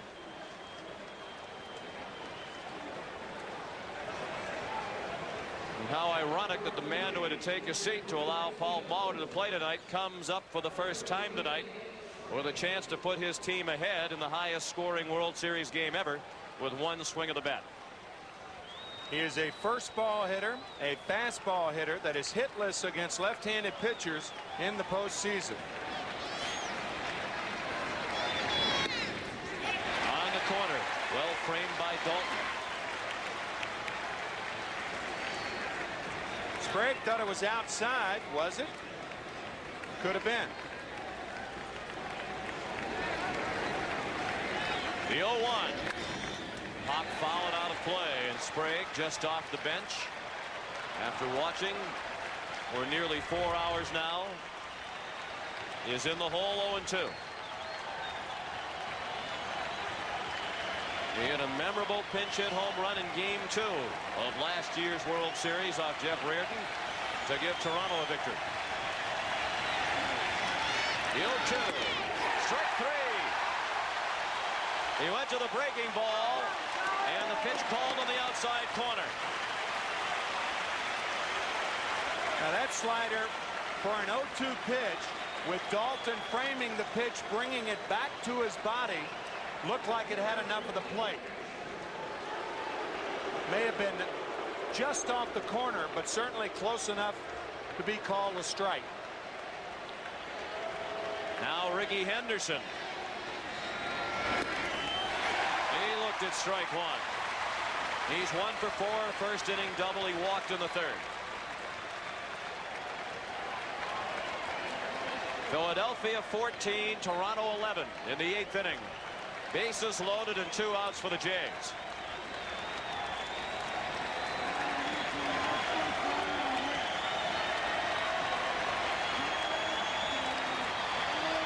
Henderson is the 8th batter of the inning. Low. 1 ball and 1 strike. Molitor, the runner at 3rd. Fernandez at 2nd. Borders at 1st.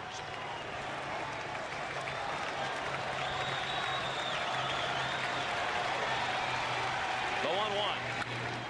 Line to center. Dykstra can't get it. 2-run score. And the Blue Jays are within a run. It's 14-13. Ricky Henderson has silenced his critics in the last 2 games. Those are his first 2 runs batted in this World Series. 2 hits last night, 2 hits tonight. What a big hit this was. Dykstra respecting the power of Henderson, especially with the tying run on at first base. Can't afford to give up a gapper, and a ball possibly that normally Dykstra would have caught drops in front of him. So 4 runs in the inning for Toronto. 3 of them charged to Anderson, 1 charged to Williams. He's responsible for the 2 base runners. The tying run is at 2nd. The go-ahead run at 1st with 2 outs. In the 8th, Devon White slams one just foul.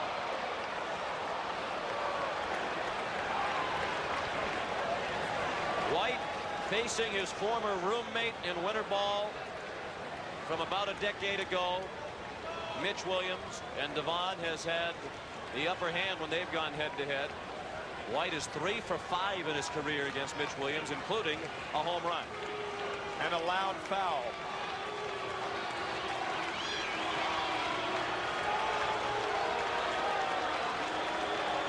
Apparently she did not have a towel.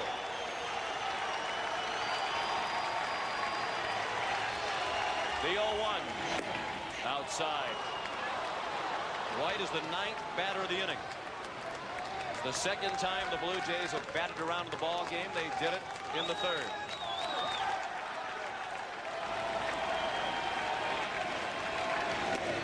Big swing and a foul tip into the middle of Dalton.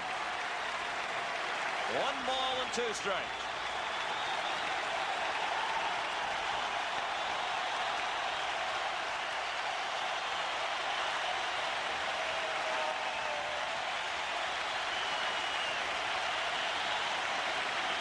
The 1-2 pitch. Little looper. Long run for Dykstra in right center. Can't get it. Borders around with the tying run. Henderson to the plate with the go-ahead run. 15-14 Toronto.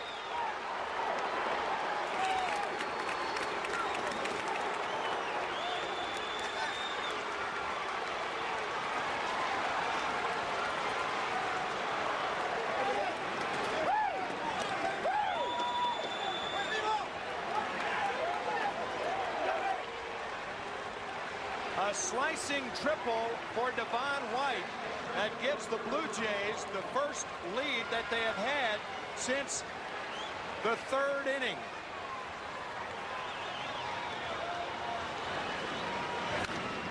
Down to 3rd. Off the bat of Alomar. Hollins throws him out, and that ends the inning. 6 runs in the 8th. 15-14 Toronto. Most remarkable games in baseball history. The Toronto Blue Jays, with 6 runs in the 8th, have taken a 15-14 lead over Philadelphia. Sean McDonough with Tim McCarver. The go-ahead hit, the triple by Devon White, his 3rd hit of the night. He's lacking only the home run for the cycle. And we could go up and down the lineups of both teams and say similar things, but this has been incredible. The most amazing baseball game I've ever witnessed. Unbelievable. If you're keeping score at home, you're out of ink and out of paper, just like we are. It's like a chicken has run across my scorecard. Well, find another pen or pencil, because you're going to have to make some more notations. Mike Timlin comes on to pitch for the Toronto Blue Jays as we go to the bottom of the 8th. Now, bear in mind, the Phillies trail, but they've scored in every inning except the 3rd tonight. 10 men to the plate in the top of this inning for the Blue Jays. Roberto Alomar started the inning and ended it. He made 2 of the 3 outs. Kevin Stalker leads off. Mickey Morandini is in the on-deck circle to bat for Williams. And then Dykstra will be up 3rd. Dykstra already with 2 home runs and a double tonight. Stalker is 0 for 3. He walked in the 6th against Castillo. Timlin's first pitch a strike. Ed Sprague is on the bench. They elected not to keep him in the game at 3rd base, so Molitor is still at 3rd. Would have involved putting Timlin in Molitor's spot, and it would have meant that Timlin would have been the 3rd batter in the top of the 9th. And Sprague would have hit 6th. And I think you're thinking of offense if you're a manager, because all of the pitchers have had tough times getting hitters out tonight. 1-2. Timlin, a hard-throwing right-hander, facing the 23-year-old rookie Stalker. Mike making his 2nd appearance in this World Series. Pitched an inning and 2/3, a scoreless ball in his first outing. And he has a strikeout of Stalker with the breaking ball for the first out of the 8th. Timlin just off the corner inside, but just like out on Ed Sprague, with the pitcher ahead of the hitter, usually he's going to get a pitch like that if the catcher is there, and Borders was. Now Mickey Morandini batting for the pitcher. He hit .247 during the regular season. He has not started a game in the World Series. He took a strike on the corner. Mariano Duncan more or less platooned with Morandini at second base over much of the regular season. Has been hot with the bat, and that has meant that Morandini has watched most of the action in this World Series.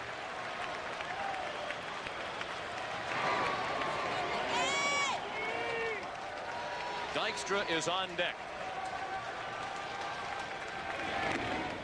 Foul tipped into the mid of Borders.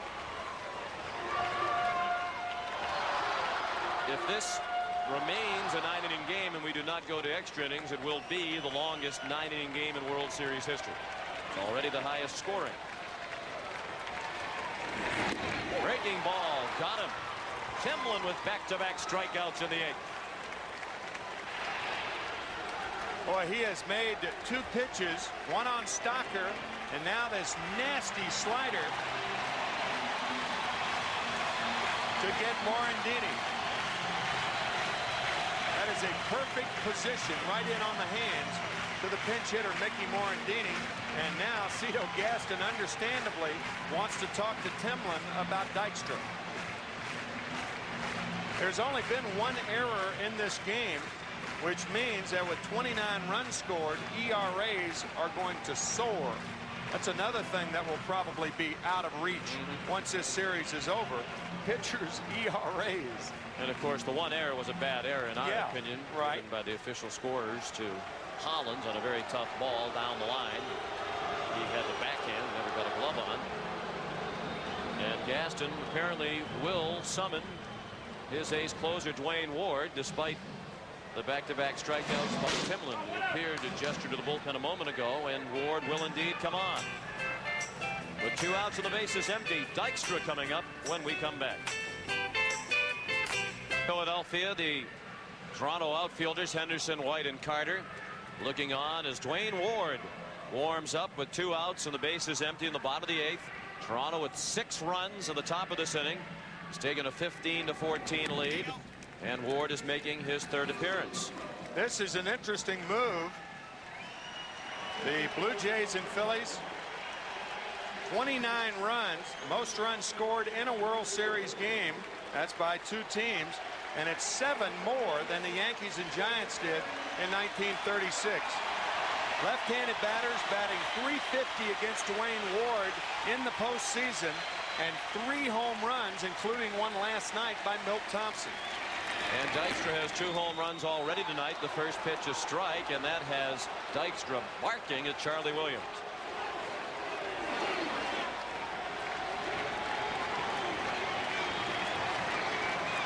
Dykstra thought it was outside. If it was, it wasn't much. And I believe Williams is hollering back at him. Timlin departs, having struck out the 2 men he faced. That is clearly outside. 1-1 on Dykstra. He walked, stole second, and scored in the first. Hit a 2-run homer in the second. Doubled and scored in the 4th. The ball that just missed being a home run. And he hit a 2-run home run in the 5th. Last time up, he bounced out to Alomar. Strike.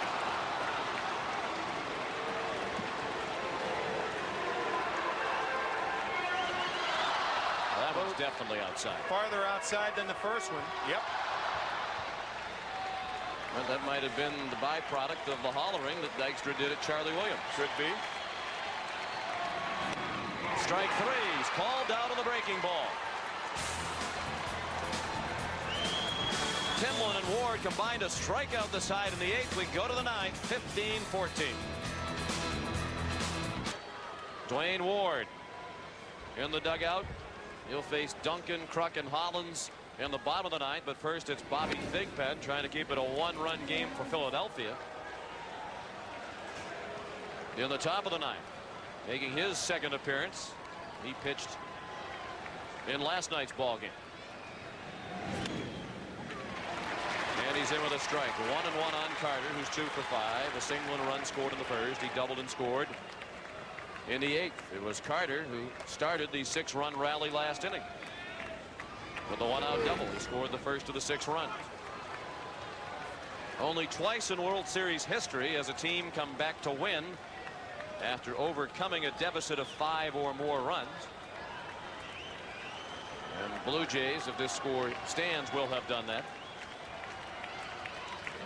They were down 14-9 before they got the 6 in the 8th. 1929, the A's overcame an 8-0 deficit to defeat the Cubs 10-8 in Game 4. And in 1956, the Dodgers overcame a 6-0 deficit to defeat the Yankees 13-8. Carter, base hit. It'll go for extra bases in the corner. A leadoff double for Joe Carter, his 3rd hit of the night.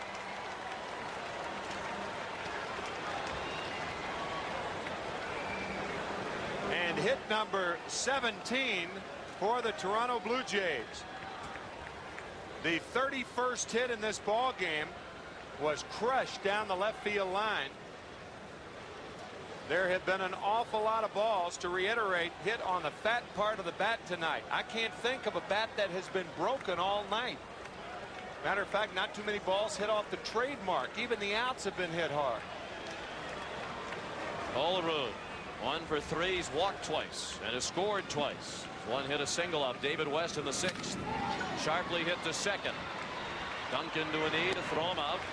And Carter takes 3rd with 1 out. John, you mentioned the Dodger comeback being down 6-0 and winning the game 13-8 in Game 2 of the 1956 series. Don Larson started that game, and he gave up the 6-run lead in the 2nd inning, and then 3 days later came back to pitch the perfect game. The only perfect game ever to be pitched in World Series history. Paul Molitor, the batter. He hit the ball down the left field line past Hollins, who has scored an error last inning. And he scored a run. He only has 1 hit officially. The ball last inning should have been his 2nd of the night. Infield in for Philadelphia. Can't allow another run. Already trailing by 1 in the 9th.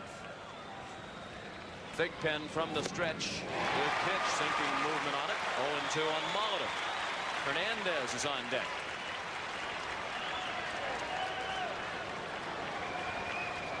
Tommy Green started. He went 2 1/3 for the Phillies. Then Roger Mason, David West, Larry Anderson, Mitch Williams, and now Bobby Thigpen, the 6th pitcher of the night for Philadelphia. And he just missed.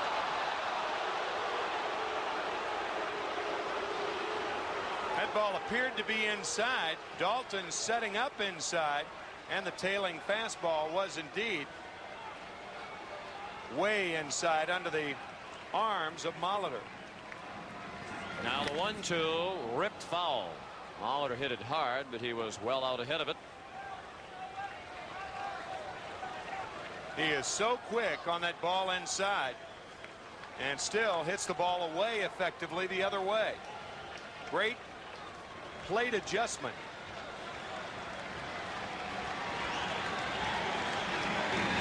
In the dirt and dug out by Dalton with the runner at 3rd.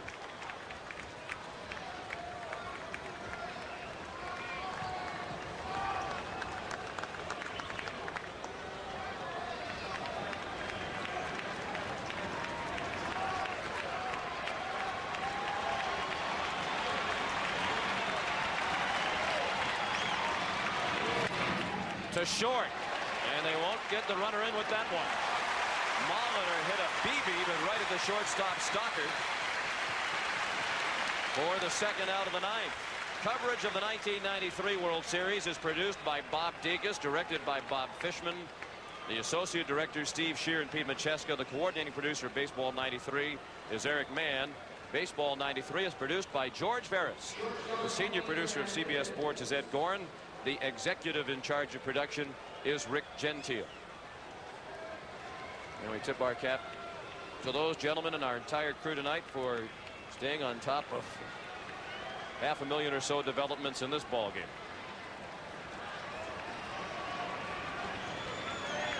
Fernandez tries to bunt, and he pushed it foul to the Toronto dugout. The only time tonight that Fernandez has been up and has not been in an RBI situation, his third time, and that's when he led off the inning. He is an RBI in 4 of his 5 plate appearances tonight, with 5 total. One shy of the single game World Series record. Bounce foul. 0-2. So Thigpen can get out of this, having surrendered the leadoff double to Carter. If he can retire Fernandez and perhaps give Philadelphia a little bit of a boost. Obviously, it's a downcast Philadelphia dugout with the recent events. The 6 runs by Toronto in the 8th inning. The 0-2 is inside.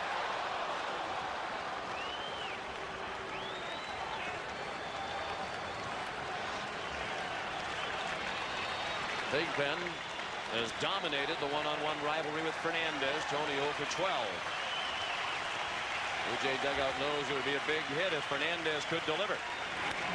And he fought off a tough pitch. That can be a deceptive stat, however. 0 for 12, but that was when Thigpen was throwing very hard. Fernandez going to San Diego and then the New York Mets over the last several years. So that 0 for 12 came when Thigpen was at his best. Not throwing anywhere nearly as hard as he used to. The 1-2. Chop to second. Duncan throws him out. So it's a 1-run game as we go to the bottom of the 9th, and we'll return to Veterans Stadium after this message from your local station. Sean McDonough with Tim McCarver back at Veterans Stadium in Philadelphia, heading to the bottom of the 9th. The Toronto Blue Jays trying to protect a 1-run lead. And they have Alfredo Griffin in at third now, replacing Paul Molitor. We're at a very uneventful night, starting at third base. And he's grateful for it. Jim Fregosi, John Vukovic, Mariano Duncan, John Kruk, and Dave Hollins. Meat of their order coming up. Batters 2, 3, and 4. Against Wayne Ward, who came on last inning and struck out Lenny Dykstra on a called third strike. With 2 outs and the bases empty to end the inning. And they were playing the Rocky theme here at Veterans Stadium. And you remember that famous scene between Apollo Creed and Rocky Balboa in the 15th round when Rocky said, "What about a rematch?" And Apollo said, "Not going to be any rematch." Well, there is going to be a rematch regardless of what happens. That'll be tomorrow night. Game 5. And if this score stands, Cito Gaston and the Blue Jays will have a chance to win the World Championship tomorrow night. Mariano Duncan, 3 for 5 singles in each of his last 3 times up. He's knocked in 1, scored 1, and had a stolen base. He swings at the first pitch and pops it up. Fernandez in shallow left, 1 out.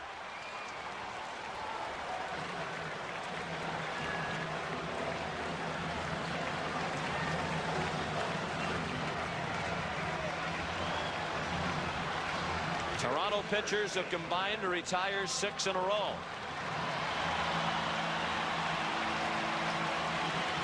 John Kruk has not been a part of the story tonight. 0 for 4 with a walk.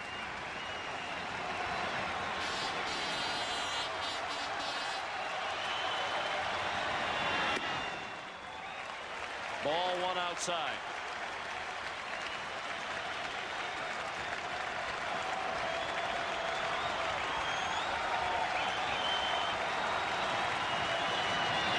Ball 2 outside.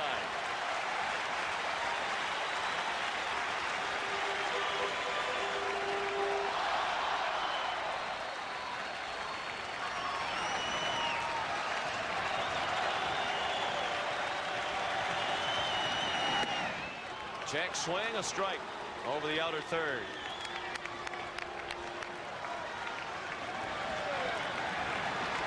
You know, it's a long game when John Kruk has run out of bubble gum.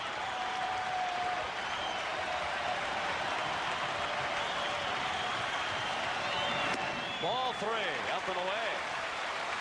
And now Ward is is in danger of walking Kruk and putting the tying run on base and bringing the winning run to the plate.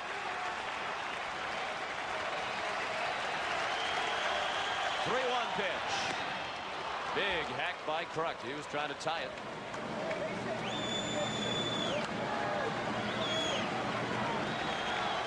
You hear Eisenreich say base hit. He'll be happy with just a hit. Kruk was trying to tie it with one swing. Now the 3-2. He fought it off. Tough pitch by Ward, blown away from Kruk.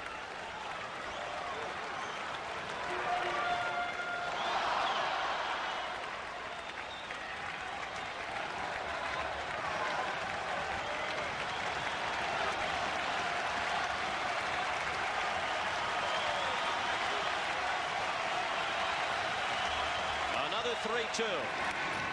And another foul ball. Day before the series started, Sean, Dwayne Ward telling both of us that in a game-winning situation, he would be unlikely, or it would be unlikely, for him to throw a breaking ball to a left-handed hitter. And sure enough, he has thrown 7 straight fastballs to John Kruk.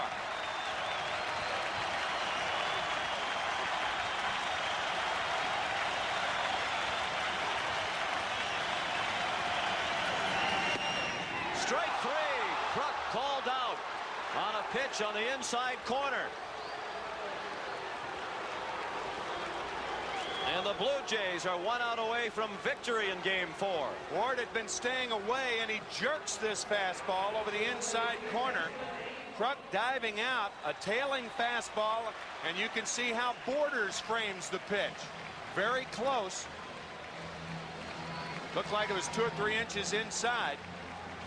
Rarely, if a catcher has to cross the plate, does he get a strike like that. The Borders did. Now Hollins, high fly to center. It'll stay in the park. Devon White makes the catch. And the Toronto Blue Jays have won the highest scoring game in postseason history to take a 3-games-to-1 lead into the World Series. They'll have a chance in Game 5 tomorrow night to win their 2nd consecutive world title. The final score, the Blue Jays 15, the Phillies 14. We'll have more in a moment. Toronto Blue Jays with 6 runs in the 8th inning came from 5 runs back to win the highest scoring game in World Series history. 15-14 the final.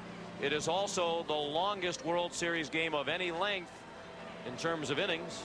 In terms of time, the length tonight 4 hours and 14 minutes, surpassing a 12-inning game, Game 2 of 1973.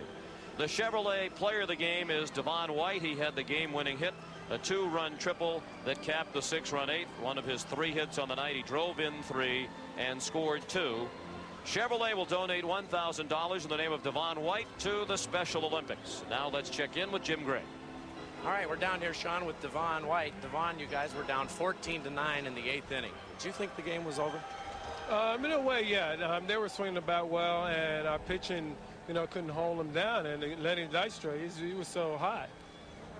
Then you come up, bases loaded. Were you trying to hit them all around, or were you just trying to make contact? What was going through your mind? The first swing I took, I was trying to drive them all in, and he threw me a slider, and I hooked it foul. And then after that, I was just trying to make contact, drive some runs in, and he threw me a backdoor slider, which was a good pitch. I just happened to put it in play in the right spot. Devon, great game. Thank you. Let's go back upstairs to Sean. It was indeed a great game for him and for baseball fans everywhere. Tonight on The Late Show with David Letterman, Dave's guests are Dan Rather, Penelope Ann Miller, and the musical group The Gin Blossoms. That's later tonight on The Late Show with David Letterman. Now for Tim McCarver, Pat O'Brien, and Jim Gray, Sean McDonough saying so long from Veterans Stadium. The final scores, Toronto 15 and Philadelphia 14.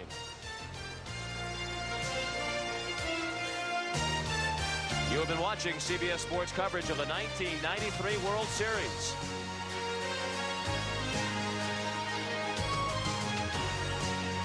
Joe Carter and the Toronto Blue Jays will take the field tomorrow night here at the Vet with a chance to win the World Championship. We'll see you then. Good night, everyone.